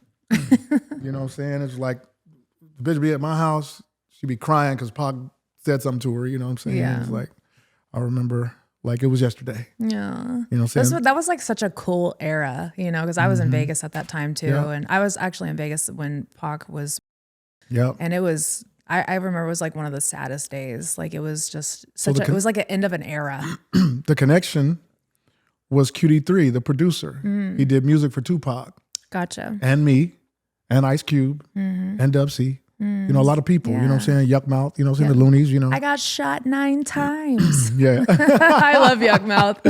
Yeah. So that was the connection, you know what I'm saying? Because, I would see Pac, but we never talked about doing music, but QD3 would talk to him about Tech N9ne, you know what I'm saying?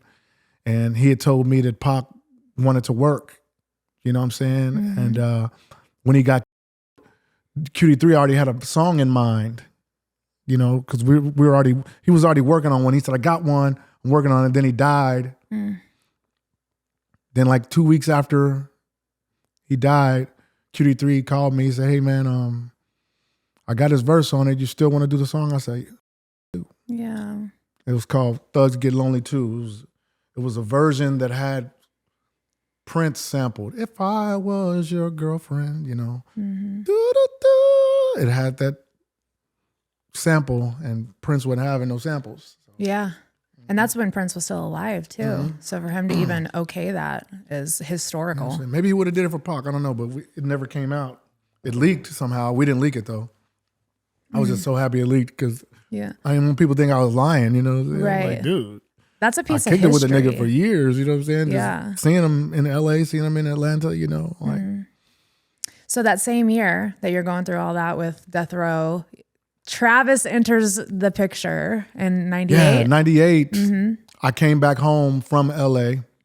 I brought that song, Planet Rock, that I wanted to put out instead of Tech N9ne, why you so damn psycho, I wanted to put the down south mix out, so Quincy let us go. Went back to Kansas City, brought Planet Rock back with us, me and Don Juan. We put that shit out. We start playing on the radio. It blew the up, okay? So, like I thought it would. Right. He leaves out right when we're about to get to him, And if you need to use the restroom too, we can break too if you want to use the restroom. No, it's all good. I'm good. Okay. I'm long-winded. I can stretch it. No, even you're if you have some good. shit, I can stretch it. But we brought Planet Rock 2K back to Kansas City, and it blew the up. It was a fashion show that was being held downtown Kansas City. It was a clothing company called Paradise Originals. My boy Heath and all his buddies. Travis was funding it. I went down there to the fashion show and I did my song. You want me to jam? I'm finna, brainwaves, pain from the same days, make you sick like bad mayonnaise. Tech N9ne, got the remedy, rhyme, infinity, criminal leaf, finna be some shit. I crack you open like the youngest Mel Kennedy. You know what I'm saying? Like I'm really doing Tech N9ne, Yeah. But it's that beat. Ba-da-da-da. Yeah. Tech N9ne, boom, boom, ka, boom. Tech N9ne, ba-da-da-da-da. It was like that. It was like that shit. Yeah. They said, I get hyphy when he does that. Every time he does that, I'm like, yeah. I get so excited. right. Told you I'm animated. No, I love it. Listen, But, I've been to your concerts before, and nobody puts on a show like you. Yeah. Like, it's insane. Travis, Yeah. you can go ahead and sit on the couch too, baby. But, You're good. right before we were here, we had breakfast, and the guy taking our order, like, you want coffee? I'm like, no, I can't have coffee. I can't ingest any caffeine. I'm naturally caffeine. Right. If I have caffeine, I'll be up for 3 days and I need to sleep with my job. Right. Never could I have any caffeine. Can't drink no goddamn Mountain Dew, no Dr. Pibb, Mr. Pibb, or Dr. I'm sensitive to caffeine too. There's no way. Or what is it, Mr. Pibb? Yeah, Mr. Pibb, Dr. Pepper. You know what I'm saying? Yeah. Dr. Pibb. That's disrespectful, dude. I was catching what you were putting down though. So I did that fashion show for Paradise Originals. Travis was funding them, you know what I'm saying, Heath and the boys. The next day, George Forte hit me and he said, our boss want to meet you. The boss. Yeah. I said, your boss? He's like, yeah, the guy, makes Paradise work, you know what I'm saying? I'm like, oh, okay, let's go. Yeah. Took me to his house in Blue Springs and we had our first meeting.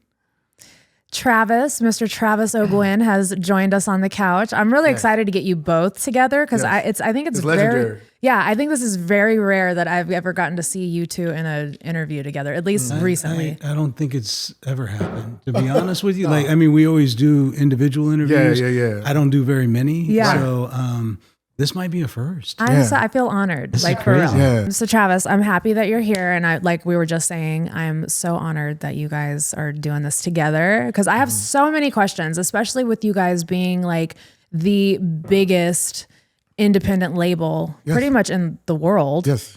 You guys really built something from the ground up. What was you were already involved in music before you found Tech? Because you were funding the fashion show? Well, so I was actually involved in a clothing company, Paradise Originals, how we met. I wasn't really into the music business at all. As a matter of fact, I had no experience, no background at all. Wow. And so, I when I went to high school, I grew up in a very diverse neighborhood, but more importantly, it was my school was about 80% Black. Yes. So I grew up around hip hop my entire life. I mean, from grade school, middle school, and then into high school. So I was always into hip hop. So whenever we wanted to do this fashion show, Tech had a buzz because of those songs that he talked about being on the radio. And I'm like, okay, yeah, let's do this. Let's find him. Let's get him in there and see if he'll do it. And he did, which was awesome. And, but afterwards, like I knew of him and I knew of several of his songs, and I always heard about how he was about to be the next biggest rapper and everything else. And then after we did the fashion show, I really wanted to talk to him to understand what that journey was, because it wasn't, a lot of the things that I heard were going to happen weren't happening. So I just wanted to understand why. Like, okay, you know, what's your story? And he came and he was really open with me, and he told me every detail. He told me about the managers that he had, which there was a lot of them, by the way. I think he had like 5 managers or something. I'm like, damn. And so, and then, you know, all the people that were involved. And at first I was like, okay, you know, he told me about the deal that he had with Quest and how that was through Warner Brothers, and he had a publishing deal through Windswept, and it seemed pretty complicated. And at first I thought I could go in and say, you know, maybe I can give some advice. I was really good at business. I had a really successful furniture business at the time, successful with the clothing, successful with real estate. I was doing my thing, and I thought maybe I could offer some advice. And after I met with him, I realized advice isn't what he needed. Right. He needed some money, and he needed somebody that would go in there and kind of clean up a few things, because it got a little to be a little bit too much. It was gridlock amongst the label, and then the local label, Midwest Side Records, and then Quest, and then Warner Brothers. And at that time, I'm like, dude, that's crazy, man. Good luck. Cool story. Good luck, and wish you the best. But I didn't think that I could offer any words that was going to change anything. Right. And but we stayed in touch, and then there was a time when he reached out to me, and I got an opportunity to go down to it was Icy Rock's house, and he played me a song because we were together at a restaurant when they were writing a song. This restaurant, what was it called? Hops. Hops. Yeah, and so and I was intrigued by it, and then after it got done, I got an opportunity to go down there and listen to it, and that song was called "This Ring." Yes. And I was blown away by it. He was nice enough to let me have a copy of it, and I must have played that song 1,000 times in my house. Dawn was like over it. Right? She was like, "What are you doing?" Shout out Dawn, we love Dawn. And not only that, but it's like wait a minute, he's trying to balance being Tech N9ne and being married. Are you trying to say something? Like why do you keep playing this damn song? Right. And it was I couldn't leave it alone. And then that's when we ended up meeting again. And I'm like, hey man, tell me what you want to do. I heard what everybody else has in mind for you, but fuck all of that. Like, what do you want to do? And that's when he told me that he had a publishing company called EGN Arts. And I'm like, okay. And then I tried to put it together. Arts. Yeah. Yep. And then I was like, he goes, that's strange backwards. And I'm like, oh, okay. And I said, why is that? And he goes, well, because if I ever have an opportunity to do my own label, I want to call it Strange Music. And I'm like, oh. And then he told me about his love for Jim Morrison and the Doors and all of this stuff. And so I took a leap and said, okay, well, listen, man, I don't know the music business, but I'm a quick learn, and I have the means, the financial means to help out. And I think I have, a good business acumen, and I know how to move forward relatively quickly. So I said, if you want to truly do that, I'm in, man, 50-50, and we'll go and we'll figure this thing out. Yeah. And oh boy. Yeah. Like what a wild venture for you guys to both be like, you know what, let's start. Was it let's start a record label, or was it just going to be like, hey, let me just help you out as an independent artist first? No. It was a record label. Let's start a record label. It literally was record label from the gate. Right. Yeah, because I think, he was kind of like tired of being stuck and nothing actually coming to fruition. Like, so it's like, nothing ever really materialized, and you get tired of that stuff, and you're living on like minimal per diems, and you can't go out there and really. Oh, I get it. We lived it. Right. make a living. So it's like, and I had to learn, man. I mean, we took and we put together, and we had to gather a bunch of songs, and a lot of the earlier producer of those songs wouldn't give us the files because they wanted to be paid a second time. That was a really volatile thing, and I'll save all the back on that. The music industry is so snaky. What's that? The music industry can be so snaky. It's filled with a bunch of people that I don't care for 90+% of the people that's in the music business. Yeah. Fuck that. It hasn't changed. I still don't like most people.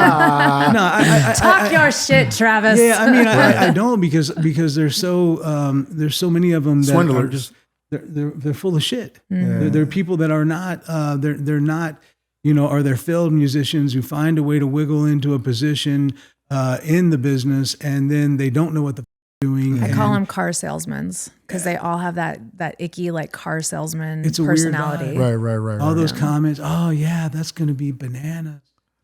Bananas got Especially to do in with LA. this. You know, Yeah, it was LA. Everything was hate it. everything was bananas in LA, and It's everybody so was a dick pretentious. in New York. Like everybody was. Yeah, it was crazy. So I have a couple questions that I want to ask you guys, if you guys don't mind, because I really am just so blown away by what you guys have built. But at a time when labels were everything when labels were everything, you guys went the independent route. Did you guys ever doubt yourselves, like whenever you were first starting out? Well, you got to be a kind of slightly crazy to lose $140K on your first tour and then go back, right? Wow. Lost. When this thing started in the first couple of years, I was a little over $2 million of my own money in. And initially I had in my mind that, I might end up spending a couple $100,000 to get this thing to go the right way. Not 2 million, you know what I mean? And, but things were challenging. Things were expensive. And it was hard to figure it all out. And we kept having to throw money at it. And it was harder because I was a black kid with spiked red hair, with a painted face, bishop's robe on stage, up under it, blood clothing. You know what I'm saying? Yeah. Like, it was just like I would feel like that would set you apart from everybody else, though. It did, Oh, but it's a longer But not road. in a good it's a longer way. road. Right. If you're not doing what everybody else is doing, Right. Think about this back then in like 99, 2000, 2001, there were no independent hip hop tours, period. Right. The only hip hop tours there were is like, you've seen Run DMC coming with the Beastie Boys, or have you seen, there was a few of Public those Enemy bigger and shit like tours. that. Yeah, stuff like that. But there was no independent hip hop touring at all. Yeah. So then add in black dude with wearing like spiked red hair. His Right. name is Tech N9ne, the name of a gun. First strike. Right. It's a gun. And then he's got Right. face paint on and in a preacher's robe, and he's got two strippers taking the preacher's robe off. Yes. Right. So it was not an easy sell to white America, white club owner America. So Right. I'd literally get on the phone with these guys because I started by putting together our own tours by ourselves. We didn't have an agent. Nobody was they were not going to touch us with a 10-foot pole. Then the club owners didn't want that in their club. Right. They were so fearful of it. So we would make deals. I had to talk to Tech, like, man, this is crazy. But our very first paid show was $500 Right. at an Italian restaurant that turned into a nightclub during the weekends. Simply Sicilian. Simply Sicilian in Blue Springs, Missouri. So Shout out to them for giving you an opportunity, though, right? absolutely. You had to tell them to give the money back if we have any problems. Yeah. We had to literally convince all these different people by saying, hey, look, let us come there. Let us do this show. We'll do a door deal. And if anything goes wrong, you keep all the money. So would people not let you buy on to tours? Was that not a thing back then? They wouldn't let, we didn't really want to go with the idea of buying on because there were no tours back then. Right. I mean, this is honestly, there were no tours to buy onto for Gotcha. someone like him or us or whatever. So we had to go out there and do it ourselves or we weren't going to see anybody. We weren't going to tour. And that's where we lost, money on the first tour. But I always looked at it like, look, if we can get in these places and we can plant a seed, then great. Yeah, we're going to spend money. You spend money when you do that. And then we'll come back the next time and we'll water it, right? Right. And we still may not make money, but at the end of the day, at least we're gaining momentum, gaining fans. Right. And then Getting once your we name come out back there. again, now maybe we can pick a little fruit, whatever the case might be. So it was a journey to get to that point. And but it worked out. You know, Right. we played a show in San Diego at the Blue Agave. 7 people. 7 people. The next time we came, it was like much better, 300 and something. The next time we came, and every time since then, we've sold it out. Every Right. single show in San Diego. So, you know, it worked, but nobody knew it. And I knew that I wasn't going to fail because I can't accept failure. Right. Like it's a Right. mental block Yeah. for me. But, That's what I've always admired about you. my wonderful wife, she never doubted me, but did I get some of these looks? Like, Yeah. I got a few of them look, but she never doubted it, and she knew that I couldn't stop. And thank God. And she helped. She worked there. Her and Glenda, and you know, sending out CDs and vinyl to radio stations and stuff out of our basement. Like, yeah. I mean, but yeah, it was interesting in the beginning. Yeah. Do you guys feel like the Juggalo community is what accepted you first? That did what? Do you feel like the Juggalo community accepted you guys first? No. Or who do you it feel? was they came in 2003. Okay. Now, I started in Kansas City. Right. You know what I'm saying? And I think with Mitch Bade being the first thing, all the gangsters were first. Right. You know what I'm saying? And then the college kids came. And those You know what I'm college kids will saying? run the numbers up.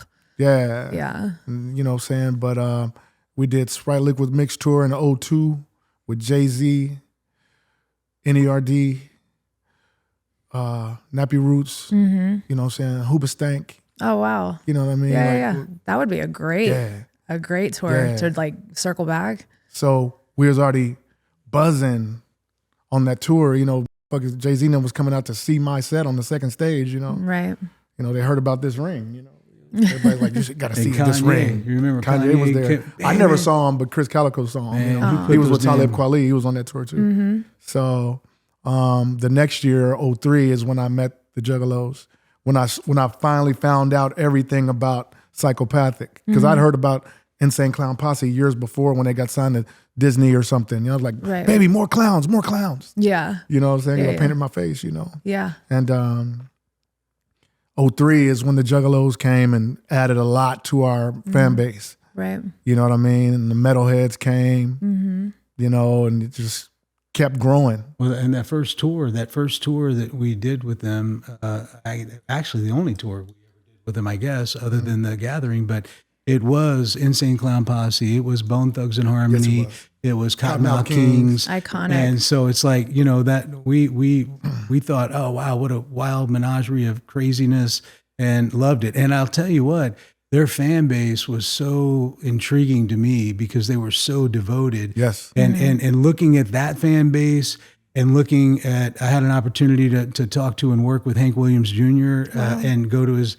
butt naked barbecue in Paris, Tennessee, and all Oh, this you told other me about shit. that. I remember that. Yeah, I missed that one. I missed that one. You know, Was working- everybody naked? No. The Okay. only one naked was probably Hank, and that's because he had to climb out of the damn lake that he drove his 4-wheeler in because he was out of his mind. Hilarious stuff goes on around. They shoot cannons and shit in the backyard. Oh, I could only It's imagine. a trip. could But only imagine. but watching what the Juggalo fan base, what Hank Williams Jr. had to do when country music shunned him because they didn't want to deal with this nepotism because of, you know, and then looking at that and then looking at what Kid Rock, this white rapper that moved to New York and was in the apartment downstairs from Queen Latifah, but looking at the fan base that Kid Rock was able to build.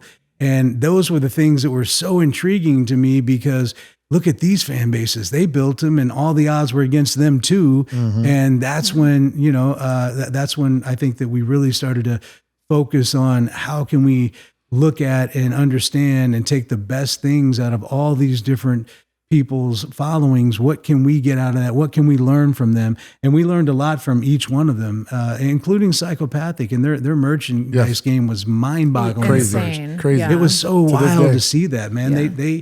They did something that not a lot of people have ever done. And Well, they've built a cult following, you know, and that's where your real core like fan base is in that cult like following. And yes. it was a very distinct niche that they had, and those people. That's why they're still able to do it. Oh, it's wild. I didn't know what a juggalo was. Yes. But the crazy thing is I listened to Insane Clown Posse when I was younger, but didn't know the juggalo statement. I didn't know what a juggalo was until I went to the gathering. Yes. I saw so many buttholes. Right. And people but they are the nicest humans ever. Totally. Like they're so great. They're that was one of the wild. biggest parties I've ever seen, the biggest, wildest parties I've ever been to. Wild. Yeah, no, it's insane. Yeah. So when did you guys know, like you guys were able to like look at each other and be like, this is going to work when it came to the record label? 06. So when like Carabulu came out? That's when 06. We hit a few bumps along the way. The very first deal that we did in 2001 was with a company called J-Core and a guy named Jay Ferris, who for the record is a complete piece of shit, still is to this day. And I'd love to bump into Jay sometime. I'd take the charge. I love how you guys use first and last names. Yeah, Jay Ferris. You, Jay. Damn. You're a piece of shit. But he's like, and I stand on it. Yeah, I mean, here's the thing. We did a deal with them, and we did everything that we were supposed to do. And then he literally sent us to Los Angeles to shoot a video. And he would only pay for part of it. So we had to come ante up some money. And the only reason we got to shoot the video is because we did a first week number that far exceeded what they thought they were going to do. Keep in mind, we're an independent label. Back then, there wasn't independent distribution. There wasn't any Fontanas or those types of small indie label. You still had to get distribution. The only way you could get it at that time was by doing a deal, because we didn't have any sales history to really to warrant us being able to get that type of deal. So we did this deal because he had a distribution deal through Interscope. And it was a 50-50 JV, and we outperformed everything that they expected. And then we're supposed to shoot a video. We fly, we get out to LA, and we're in the hotel room, and we're supposed to do something the next day, and it doesn't happen. And then another day goes by, still nothing, because we found out the label, or Jay Ferris and J-Core Records, wasn't advancing the money for the video, the deposit. And so we're like, what's going on? A third day pops off, and finally I get on the phone and I'm talking to the people over there, because you can't ever get to Jay, and they say, well, he's had a change of heart and thinks that you guys need to do more touring before we shoot a video like this. What? After They they left us in there. LA. I'm on Sunset. I had to go in the hotel and tell him this, and I'm beyond furious in ways that I can't explain. And I would not want Travis OGuin mad at me. They had rented us a Lincoln Navigator for local use around there. I went ahead and hopped in the Navigator with a couple of the guys that were out there with me. We arranged travel to get him back home. And I literally drove from LA all the way to Kansas City in their Navigator, their rental Navigator. Then I picked up a few of my very, very large friends and drove all the way to New York City, where Jay Ferris was. Wow. To get out of that deal. And on the way there, I'm talking to my attorneys, drawing up paperwork. He owed us some money at that time, and we got there, and they still wanted to talk. I was done talking. There was nothing else to talk about. And we went in the offices. They had a scare there because they basically didn't pay a street team company, and the street team guys came in there and like beat up a bunch of their monitors with some baseball bats and scared the shit out of them. And so they had armed security. And so when we showed up, there's armed guards, all this other dumb shit. And we unarmed them and placed them in a nice, comfortable room, and went over and got the paperwork with Jay and got him to sign off on it. And no one was harmed. Everything went fine. Yes. And, real gangsta shit. Well, we got the album Gangsta back. shit that went down. Yeah, we got the album back, and we called it angelic reparations. Yeah. Right. And in doing that, then the guy that took us over there, a guy named Dave Weiner, because Violet Brown was a very big part of the early days, and she had introduced us to Dave Weiner, who was at Priority Records. And then they sold, and then Dave went over to J-Core, and there were a couple other people like Brian Shafton and some others that were a part of that huge success that Priority had during all those years with Master P, with NWA, with everything. And so he ended up quitting that job in protest of the way we were being handled, and went back and got with his old mentor, a guy named Mark Cerami, who was one of the two owners of Priority Records. And then that's where we ended up. We followed Dave over there and did a deal. Those two deals are the speed bumps and the education that we needed and the sales that we needed in order to get the attention of Fontana and Universal to get our own deal. So then we were able to cut out the middleman and really focus on how to do it the way that we thought it needed to be done. Right. And MSC wasn't really much better. Mark Cerami ended up being he's an ass too. He's a boy. I was just about to say. Yeah, and I really don't mind. Like, nice we actually recently, just a few years ago, we ended up getting all of the albums we put out through him back as well. But he uses this crutch of he had a stroke, he had a tray of weed brownies, got on a Learjet to go look at a yacht, had a stroke in the air, and had to learn how to eat, walk, talk, and shit again or something. And he wasn't the same guy, but. Again, the guy that took us over there quit in protest again and moved to Hawaii. And so it's like, it was a weird combination. Take 2000 to 2006. That's how you can around and spend $2 million pretty quick. Yeah, absolutely. But we got all of our shit back from Mark Cerami as well, too, for the record.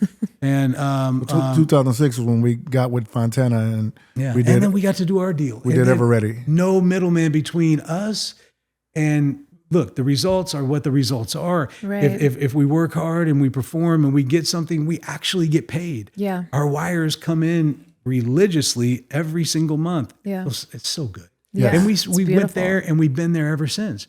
We're still there. Yeah. I mean, it's changed names. It was Fontana, then it was In Grooves, and now it's Virgin Music. Yeah. But at the end of the day, we ended up finding a way to succeed, becoming in the top 1 or 2 or 3, normally top 1 label that they had.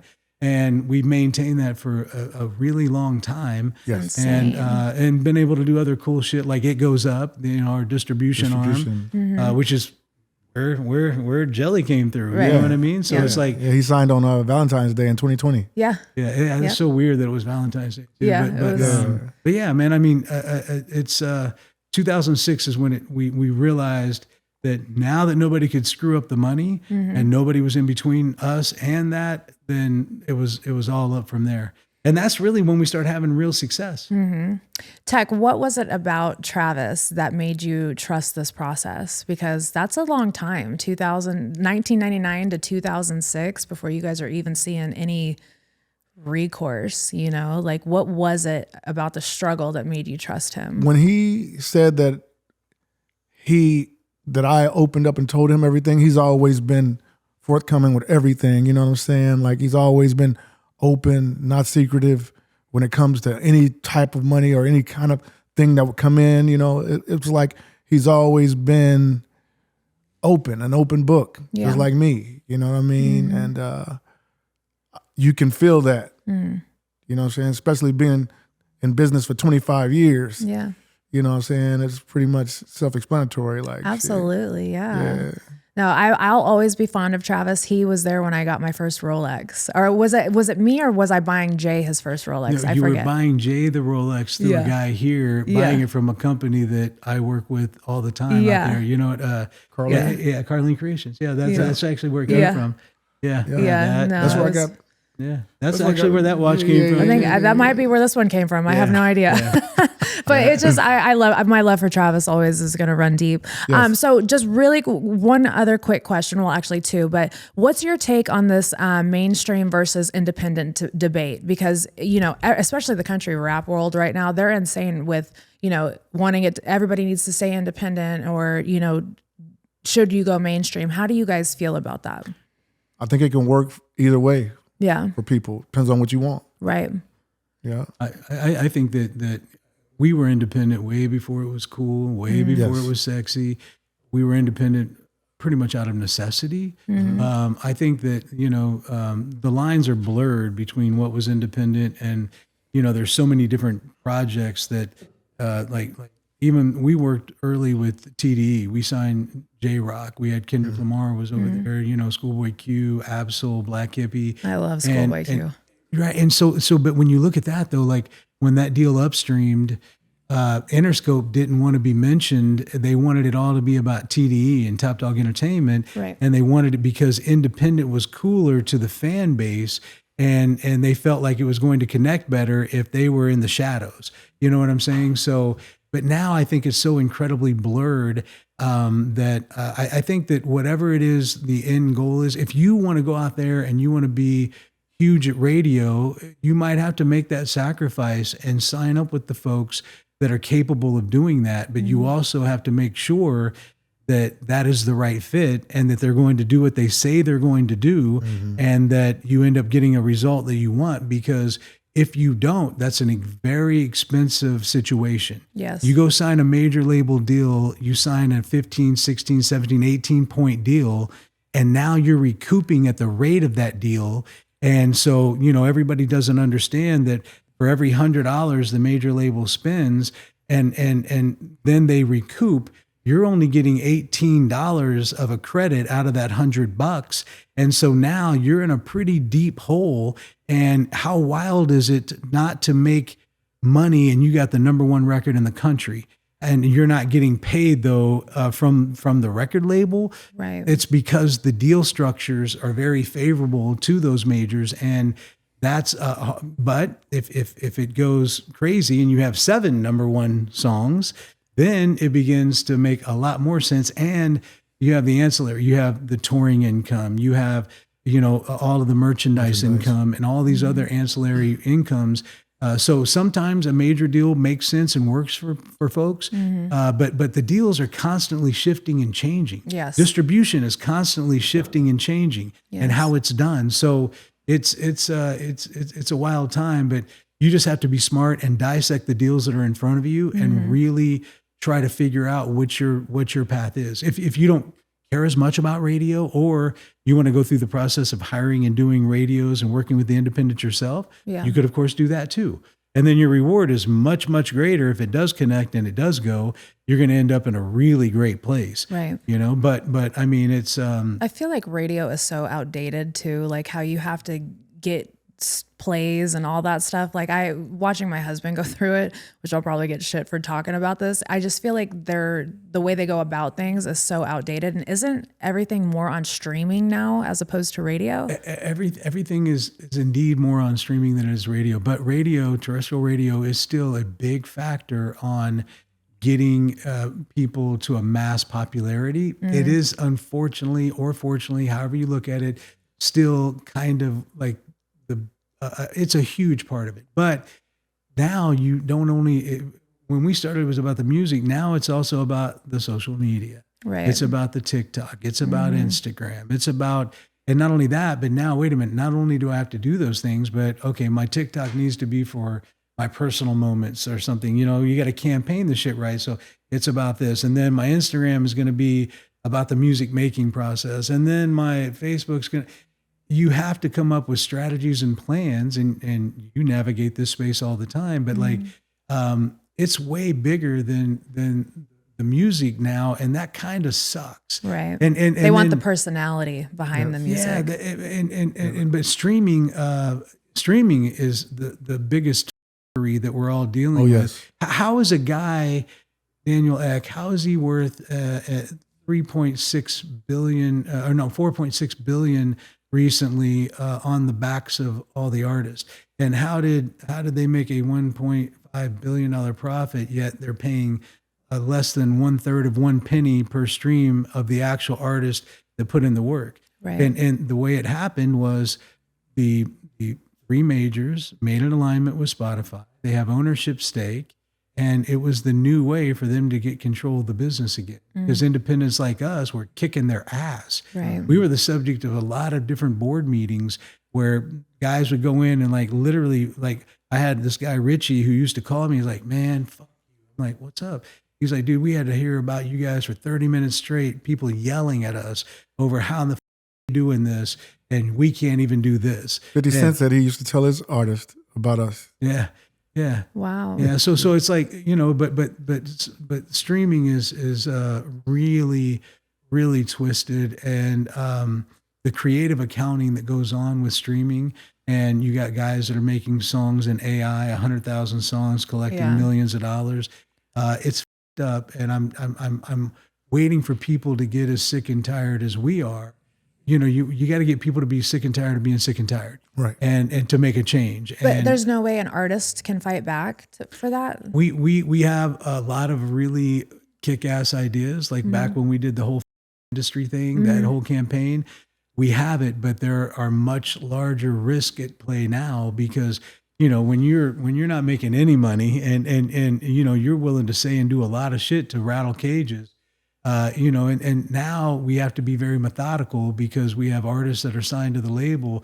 If we did something radical, like pulled all their shit off of a platform to create our own platform, we could run into obstacles that would be uncomfortable for others. So it's not just his and mine at stake now. It's a whole collective of people and content and catalog that we have to be mindful of. So we're hoping to do it in a better way. Still, going crazy on people and doing things differently I'm down for that. And I have no problem saying, well, obviously I've said it a few times. Yeah. About the industry. Yeah. I don't have any problem with the industry and anybody else that wants to not treat artists fairly. Yeah. That shit pisses me off to the core.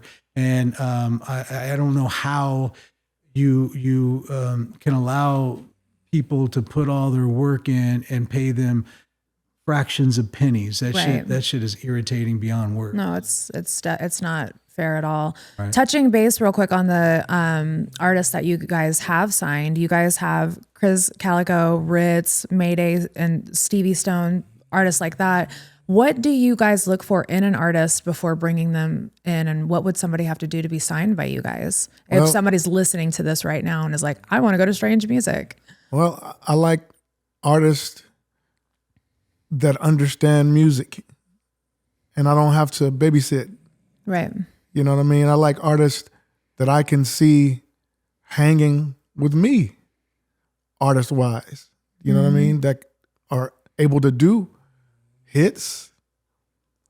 If you got a chop, you know what I'm saying? It's not a requirement, but you know what I mean? We started something, Strange Music, and the chopping was part of it. You know what I mean? But we have other songs, like you said, Caribou Lou. Yes. And He'll Go Crazy and Everybody But Me. And, you've got a whole bunch of songs that, we look for artists that can do that. Like you found Sky Daddy, right? I love her. Yeah. Sky is doing incredible things. She's through the distribution and I think also another thing that we look for, because you mentioned artists like Chris Calico and others, I think people that can create music that means something, that is meaningful to the human experience. Right. That's what I want to hear. Something As a like message. How can and sometimes the content is heavy, but that heavier the content, the more help it provides to people going through the same thing who feel like they're alone. Yeah. And so, like, if you took all of these thousands of emails that we get talking about how the music saved someone's life, and listen, let's assume for this purpose that that's only really true one time. That's okay. It's still worth it. If you could actually say something that you helped do, help you worked with an artist, they created this wonderful song, and this helped this person take the mouth, that's huge. And that's what therapeutic music should do. And that's the one thing that drew me so much to your husband was all of that, because knowing that people have that reaction to what he is saying on these tracks is massive to me. Yes. And walking down, I was telling him the story last night where me and Jelly used to walk down Broadway when I came and visited, and a few people knew who he was, and that was a cool interaction. But Can't then do it inside, I won't go with him anywhere. Yeah, it turns into a meet and greet. Inside the restaurants, though, when people would come up crying to him, and way back then, I'm like there it is. This is why I have to help him grow this thing. There's I at that point, you were there for Save Me. You are what helped save me get the notoriety that it got. Because he wasn't sure about it. I'm sure. I think I heard something. He wasn't sure. He wasn't sure how his fans would take him singing. Right. It was the very first time. You know, we talked about the 5-year plan. You've heard the 5-year plan, and then we talked about getting to the root of what it is he really wanted to do. Which it took me a while to get him to open up to me and tell me about his mom and his dad and the music they played, and his wanting to write songs, and how he wanted to be a part of Music Row, and then how he wanted to get more into the singing. And we finally, you know, he does this song, and then he sends it to me, and he's like, can we just get this up real quick? He was afraid of that song. You know that, right?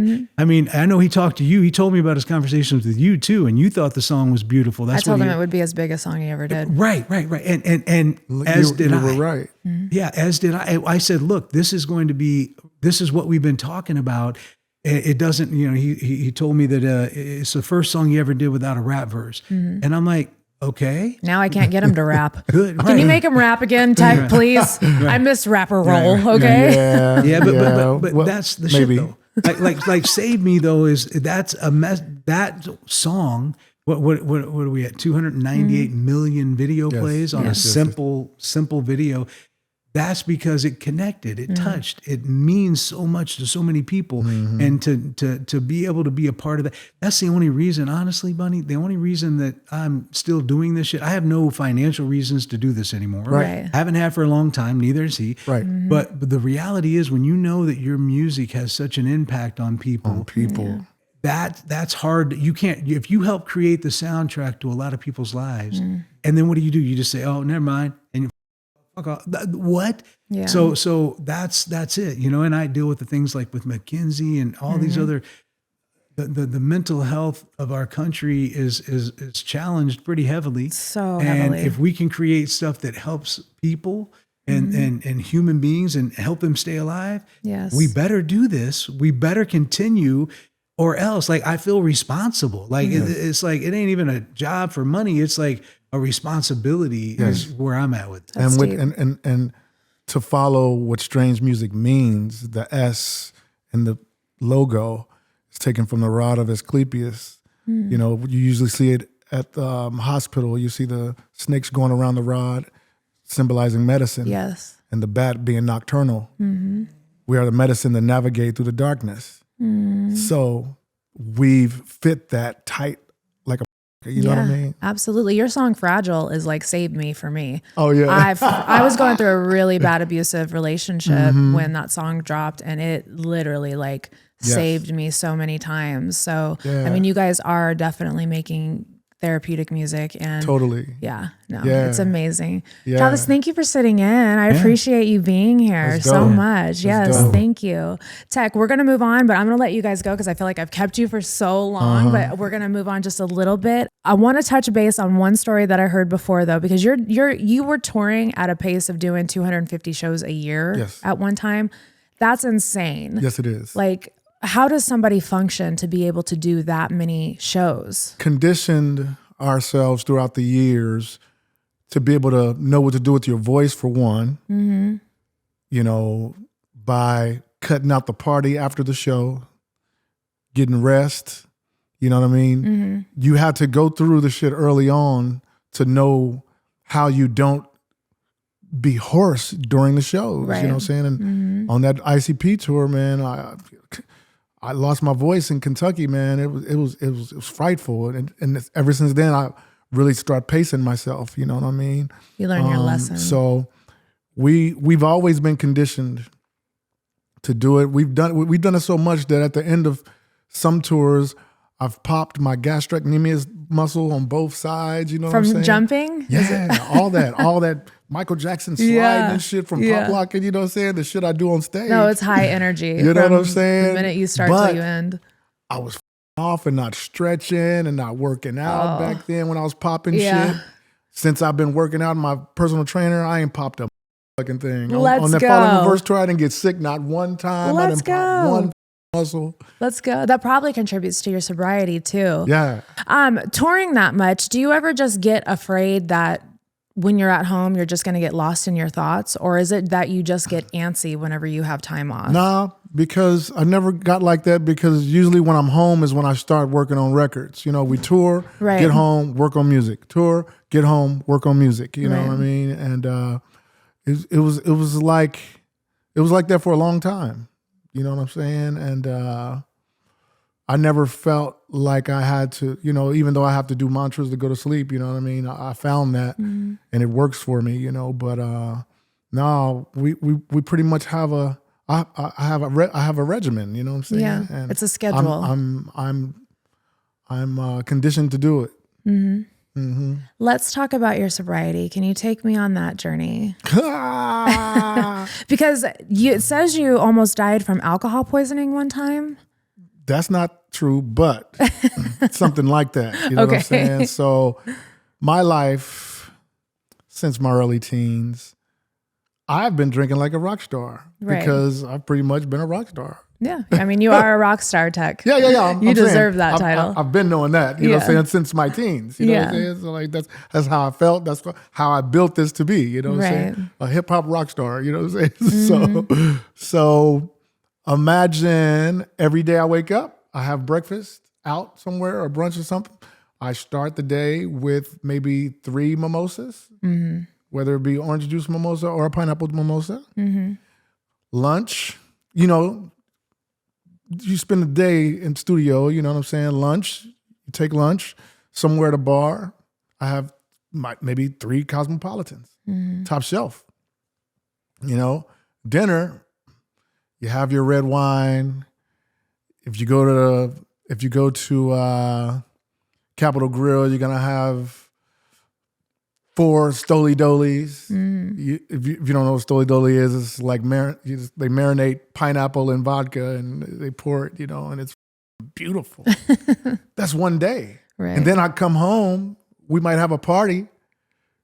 We drinking Caribou, KCT, Hennessy, Sprite, and Lemon. This is daily. Right. Because I'm a social drinker Yes. and I love to party. So I'm doing this for years, baby. I'm talking about, this is like that I was doing, you know what I'm saying? I stopped that in 06, or was it 07? It was 06 or 07, one of the years, you know what I'm saying, it stopped. Ecstasy, shrooms, acid, GHB, what's it called? The red pills. No, not Quaaludes. I'll remember in a minute. But I would do that shit all in one night. When was your first time taking like hard? First time with X, you know, was 98 when I came home. When I first met Travis, he didn't know I was on the shit though. Right. I met a dancer at this club. She gave me my first. Nope. She wasn't the first one. Nope. I take that back. She wasn't the first one. That was a girlfriend I had before that. Was it 98? This is so hard to find. It's okay. But it was the Grant Rice era for sure. You know what I'm saying? So your first drug you ever tried was ecstasy? Yes. Wow. Yes. I mean, Most people smoke weed. I don't call weed drug though. So, right. It's from Well, the most earth. people Sorry smoke weed and or do shit. blow. But it is classified as a drug. But to me, Yeah. it's natural. Yeah. Just like mushrooms. Sorry and shit. But I'm talking about drugs. Yeah, you know what I'm saying? And ecstasy. Yes. I found that first. Yeah, I think the dancer was the first one to give it. My first one at a movie theater. She said, "You're gonna take this pill. It's gonna take 30 minutes. You're gonna feel like you have to shit. Don't shit. You know what I'm saying? Thing. Don't shit." I'm like, So you're not allowed to shit on ecstasy? No, you ain't supposed to. You know what I'm saying? Or mushrooms. You know what I'm saying? You're supposed to feel it and keep that shit in. You know what I'm saying? That's what I was. I told. never knew. Yeah. You know, you get that. I shit was feeling, you're shitting not all the supposed time.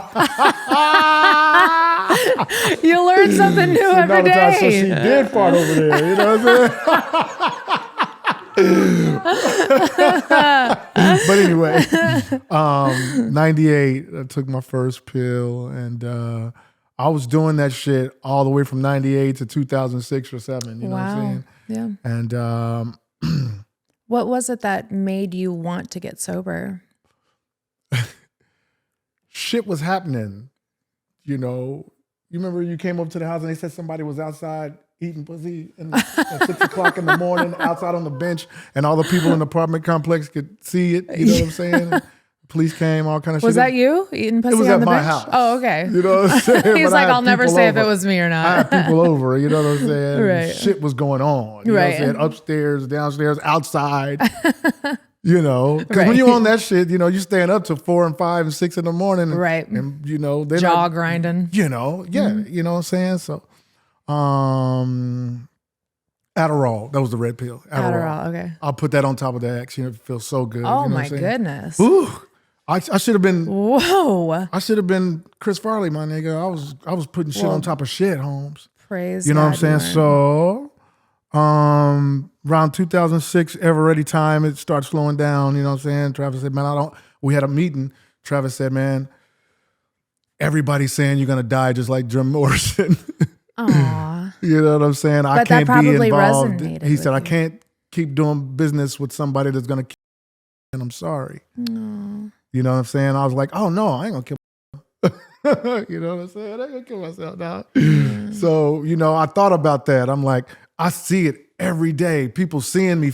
They're like, we're going to lose him just like we lost Jim Morrison. You know what I'm saying? This, that, and this shit. Because that's who I attributed that idea to do strange music to. You know what I'm saying? Yes. I went to Père Lachaise in Paris and thanked them at the, you know, cemetery. You know, thank you for the inspiration, brother. You know, I worked with the rest of the members after that. You know, it was, Yeah. you know? But when Travis said, you know, man, it's getting bad, dude. You know what I'm saying? I'm like, I'm just kicking it. I don't do this shit all the time. I did do it all the time. You know?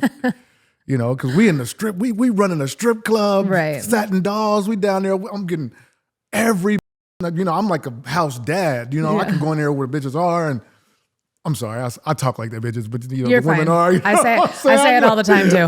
go in there where the bitches are. Trust me, I get it. Like a bag of 60 rolls. You know what I'm saying? Like rolls, ecstasy. You know what I'm saying? Yeah. That's what you call them back then. Rolls. You know, you roll in, and people. You know, but anyway, I'm putting them in bitches' mouths, like, you know, Tech, you gave me my first pill. I see them now, I'm like, damn. You know what I'm saying? It was like, I started a lot of people. I used to put it on my tongue. I'd be high and like, take it off my tongue, baby. You know what I'm saying? I was up. You know what I'm saying? But I was partying, you know? And because I was going so hard, and you know, me and my partner had that meeting, I'm like, we got is eating pussy outside, you know what I'm saying? I said, okay. I went home one night and my kid, this is when it started slowing down. My kid, Rainbow at the time, she was probably like 3, 2, I saw that she saw me. I felt like she saw me being high. I used to sneak in and lay on the couch. You know what I'm saying? Like I've been there all night. You know what I mean? Sweating like a motherfucker. My wife at the time was like, when I sleep in the bed, she's like, why are you sweating so bad? I was like, it's hot in this motherfucker. He's like, ceiling fan on, it's wintertime. You know what I'm saying? What the are you doing? You know? Right. I was dying over there, dude. You know what I'm saying? I didn't know. So. Is this the time that you took 15 Xanax? No, I didn't take no 15. You didn't take 15? 15 pills in one night. I'm talking about X pills. Right. Yeah, or it not wasn't Xanax, 15. No, not Xanax. I didn't find out about Xanax till the last day I rolled. I got it mixed up. The 15s, this is when you took 15 ecstasy pills? Yeah. That was out in LA. That's something different. Oh, you okay, know what I mean? gotcha. We was taking 3 at a time. Gotcha. You know what I'm saying? That's something different. I was on one. You're wild. Oh, I shouldn't even be alive right now. That's why I'm so That's why you animated are an and hyped, angel. because I ain't supposed to be here. Yeah. You know what I'm saying? As much as I drank and I was around, you understand what you know what I mean? I'm talking about we'd take ecstasy and the GHB together and just fall asleep on the stage in the club. When we get there, it's packed. Everybody let me in. I'm Tech N9ne. Cops waking us up. Tech, man, you got to wake up, man. I'm on the stage with the bitch that's with me and my brother Dynamac at the time. You know, we sleep on the stage, be in ecstasy and drinking Robitussin like it was cool, you know, just doing stupid shit. Dude. Just trying to explode my heart. I don't know. I wasn't trying to. I'm just like, let's just go. We just didn't know. I thought I had it in control, you know what I'm saying? Then we had that meeting. I'm like, you know, I gotta calm down, you know what I'm saying? So, and then in Rainbow, I was like, okay, that's my little girl, Rainbow, you know. And I'm like, nope, can't do it no more. So 2007 came. I've been clean off all since then, you know what I'm saying? But with the drinking, 4 years ago, my doctor told me I was having a physical. Dr. Strangelove D'Angelo said, your blood pressure's through the roof and your cholesterol is, you need to cut that drinking out or your heart's going to explode like your dad, And I was like, oh, I'm going to die? Okay, I quit. And my wife's like, I'll quit with you, please. Just please stop, So Valentine's Day just passed. That was our fourth year sober off of liquor. Congratulations. Yeah. It's hard, man. I've been sober off liquor since 2018, sober off cocaine and pills since 2017. And yeah, man. sobriety is a journey. Yeah, it is, man. It's a journey. Even the mocktails I take slow, because it's still sugar. When I first stopped, I was on mocktail heaven. And I was like, I'm still getting fat. It's sugar. Yeah. You know what I'm saying? So, I have one every once in a while, And do you feel better now? And are you sober off? Still smoke weed? You're sober off everything? I don't smoke, but I can. You know what I'm saying? I want to keep my lungs. So, every once in a while, I might hit it with my wife or something. You know what I'm saying? I don't smoke with nobody no more. That's how I got. That's how I got COVID. Oh, you know what I'm saying? Blunts. Oh, nah. That's the worst. I tell my wife, I don't give a what it is. Don't smoke with nobody. Don't bring that sickness in our house, man. No. That's how it's happening. Just licking it, you know what I'm saying? Trying to just seal it and soften it up just to put the fire on it. No, nigga. No, sorry. No. So I haven't taken a blunt, or if it's not pre-rolled in a dispensary, I'm not. Yeah. You know what I'm saying? So I very rarely smoke. For a while, I was taking a shot of distillate juice, and I got a person that can make like a lemonade distillate or strawberry distillate. You know what I'm saying? I put it in a shot glass, and it's what is that?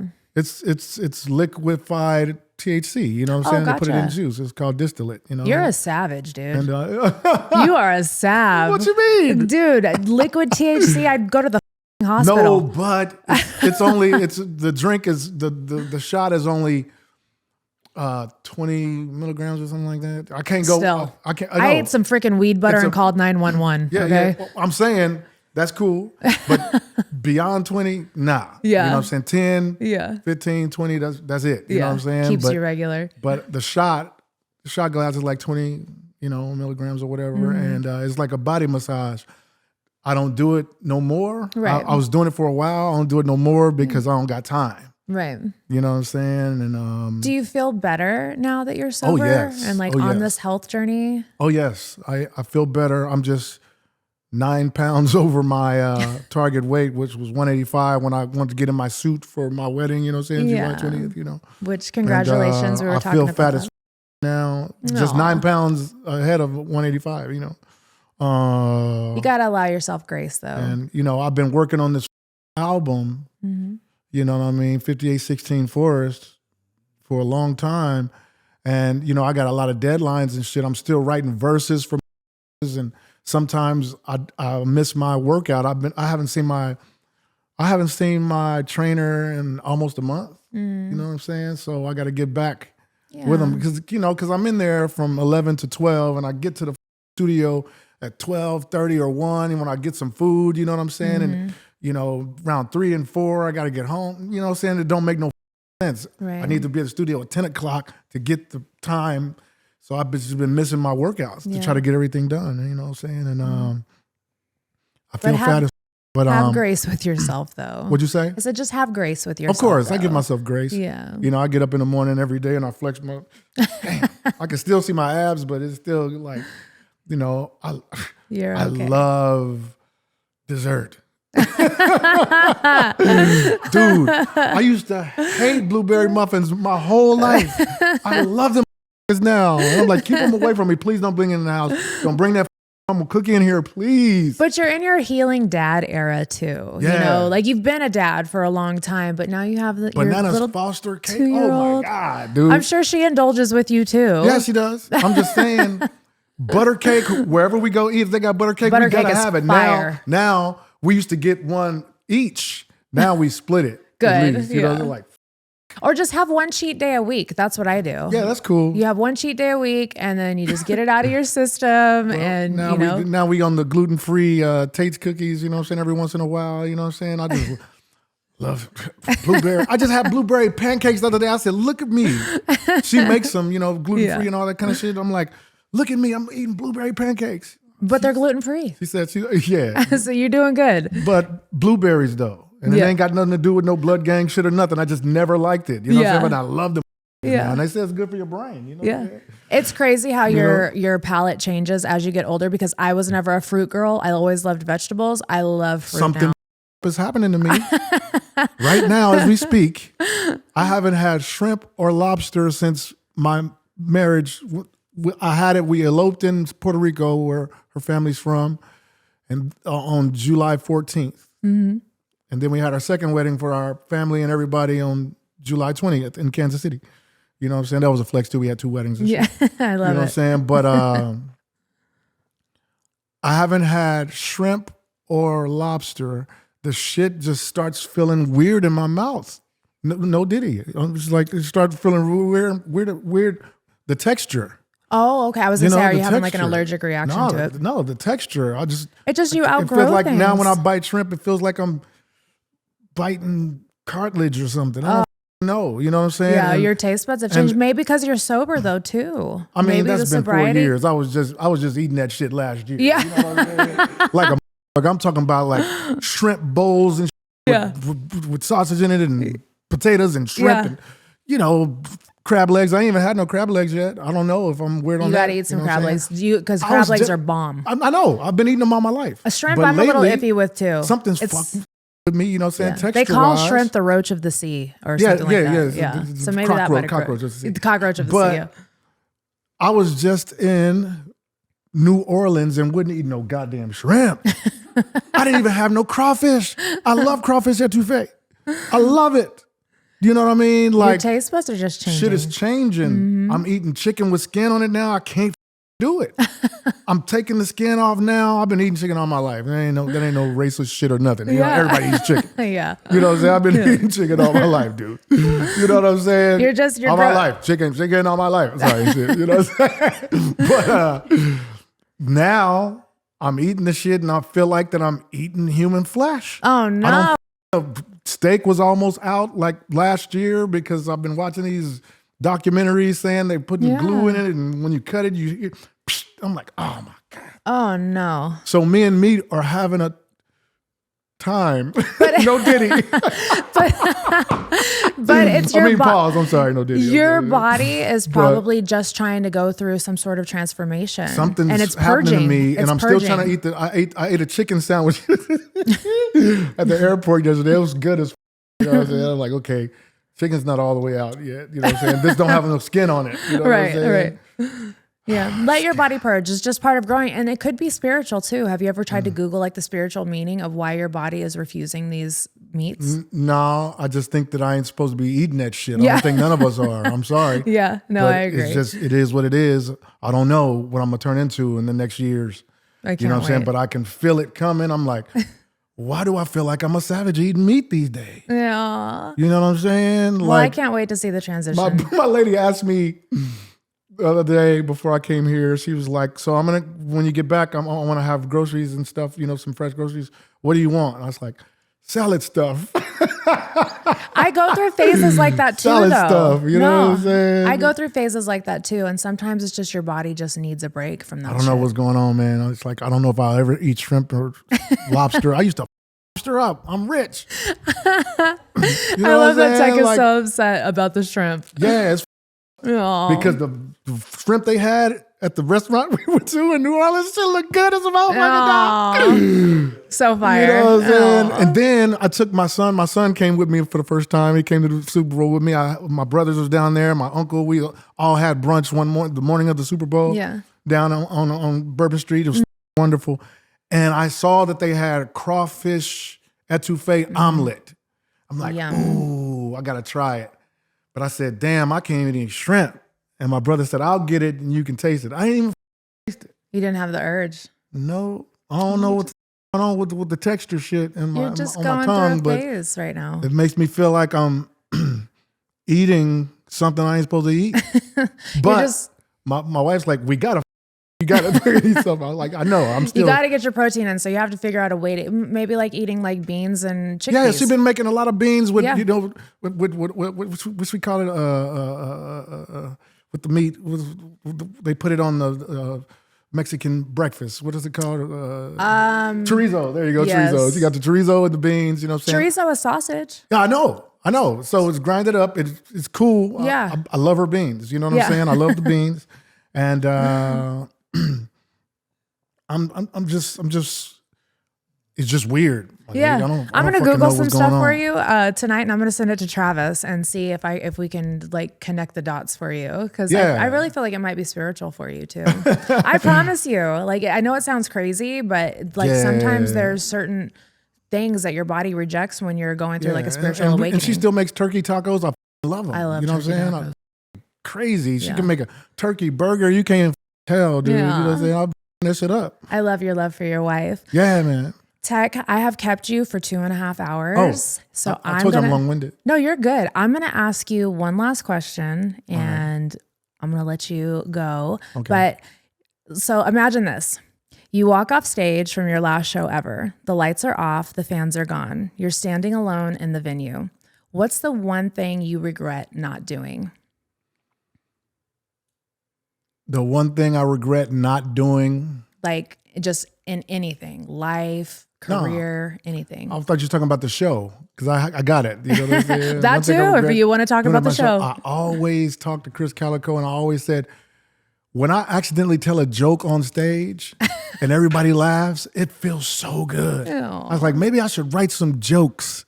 I said, I can't fucking do that. You know what I'm saying? I can't be Tech N9ne and write the joke, and I can do it. I can do it the I want to, but I never done it. You know what I'm saying? I think you could be a comedian. And it's like, when I come out on stage, what I love so much is that when I walk out, everybody scream, everybody's smiling at me. Mm. It's the best feeling. That's why when you see it happen, like Midwest Choppers and shit, I'm smiling behind the mic, like, because everybody's smiling at me, and it's just a beautiful feeling. Mm. But when I say something funny in the whole, you hear the crowd, like, I'm like, that shit is crazy. Now I know Dave Chappelle and Kevin Hart and all these people, Cat Williams, all these great people, Bill Burr, you know, I see. Maybe it's George Carlin, crazy. You know what I'm saying? It's like, but it's like Richard Pryor, all of them. Yeah. I see what they talking about. To make people laugh, smiling is great, but to laugh. Yeah. Ask Jelly if he ever said something on stage and everybody laughed. It's a feeling. He wants to be a comedian right now. That's all he hangs out with his comedians. But I think it's because you guys have made people cry your entire careers with how deep your music is. What was music we specialize in, yes. That now you're getting a different response, and it's kind of like a high for you because it's something new. So if that was my last show, I'm walking off, I'm like, damn, it's over. I never joke. I love that. I really love that. But would you ever pursue a career in comedy? Nah, because you're a funny motherfucker. I write music so well, and I'm not that funny. But I'm the kind of that gets on the elevator, and when you put yourself in a box with strangers, it's weird. That's why everybody looks at the numbers. As they're going down, they just watch that or go on their phone, because it's weird being in a box with strangers, right? Especially with this strange music, what I'm saying, for the Cabo. So when I get on the elevator, I'm the kind of to say, okay, if I'm on a floor like 5, and I was like, I was gonna tell a joke, but by the time I'm done with this long ass joke, we'll be down at floor 1. Everybody will still laugh, in the elevator. It breaks the monotony. Right. I do it all the time. Right. You know what I'm saying? Because I used to study like Rodney Dangerfield's, like, take my wife, and everybody would laugh. You know what I'm saying? Yeah. The OGs of the comedy it's like world. one-liners. You know what I'm saying? I think you could do it. I think if you put your mind to it, you could actually. I'm sure I could do anything. Your delivery is so mentally, funny. I can do whatever I'll break down barriers. I've done it my whole career. Yeah, you know what I'm saying? Absolutely. But I never took the time to write some jokes in between my songs, like I always said I was going to do. Do it. Now you got to do it. Now you got to do it. Now they're going to expect it. And then you'll have fans like, I didn't come and pay for a goddamn comedy show, Tech. It was funny, but that rap mother.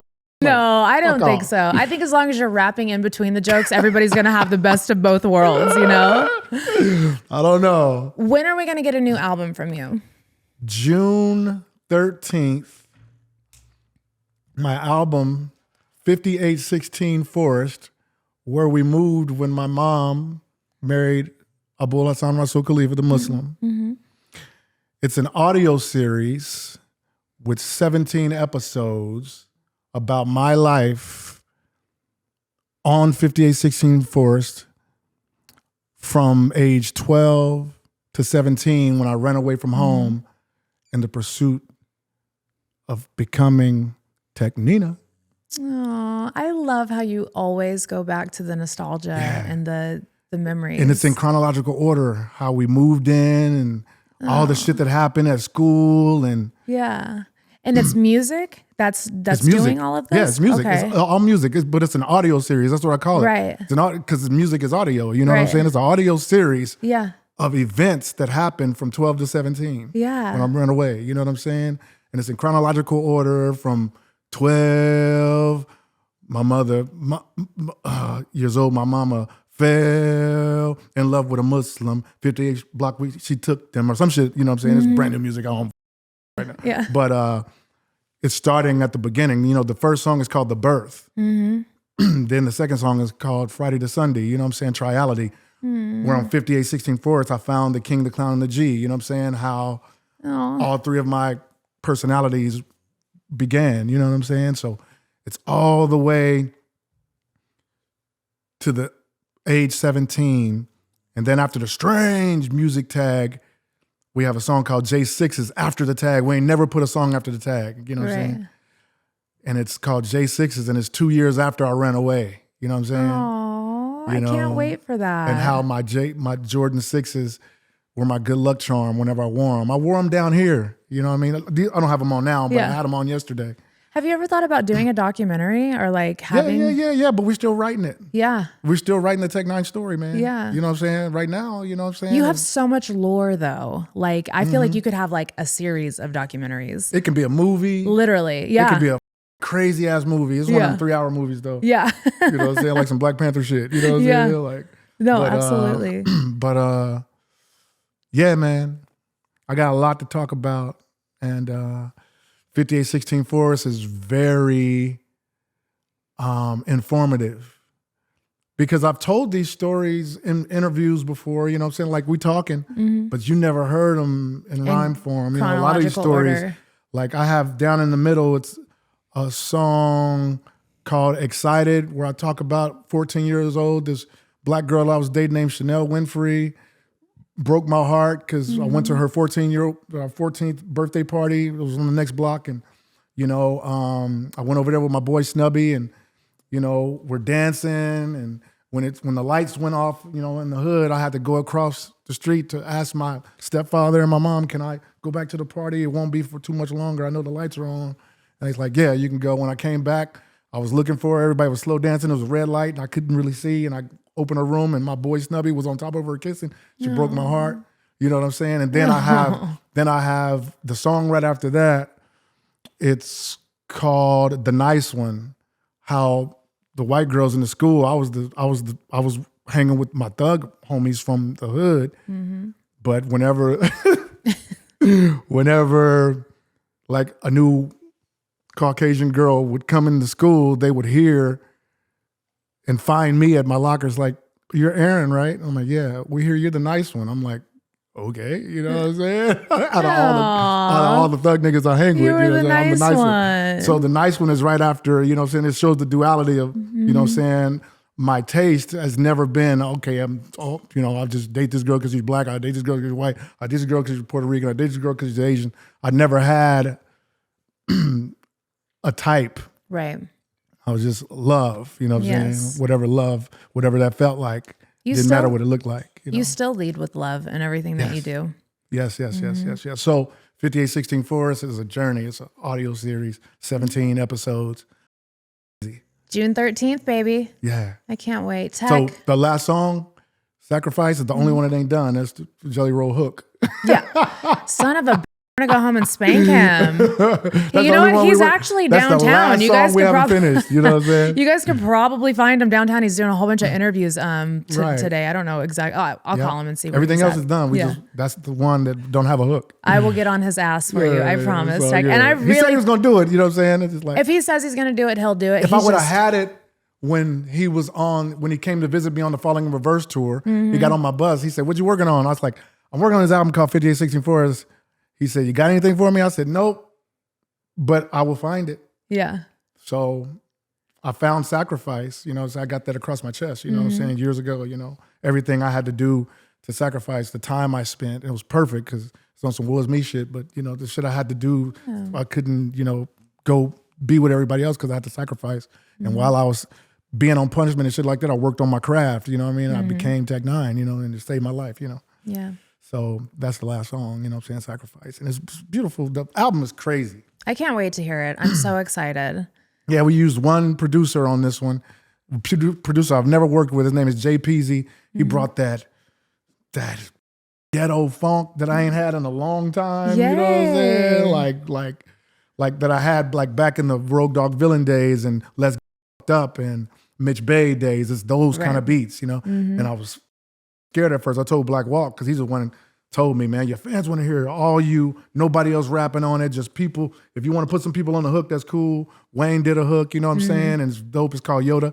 And then Lil Wayne? Yeah. Then Jelly got sent one, you know what I'm saying? Got a couple of people that's doing hooks, but I'm all the verses, and it's never been done while we've been doing this, you know what I'm saying? So when Black Walt first brought me the idea, I was like, I've been hearing fans say they tired of me doing, collaborations all this time, you know what I'm saying? They just want to hear all me on the song. I think that's boring as And he's like, nah. And I told Travis, that's what Black Walt said. And Travis said, he's right, Tech. You know what I'm saying? They want to hear you rapping, you know what I'm saying? And doing your thing, I love that Black Walt is still around. Black Walt is still around. I love that. Yeah, he just got out of jail some years ago, you know what I'm saying? He was, he's clocking much dollars on the 1st or 15th. Sorry, Yeah.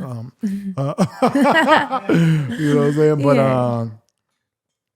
I got into it, the album, and doing all the verses and a lot of the hooks too, and I was like,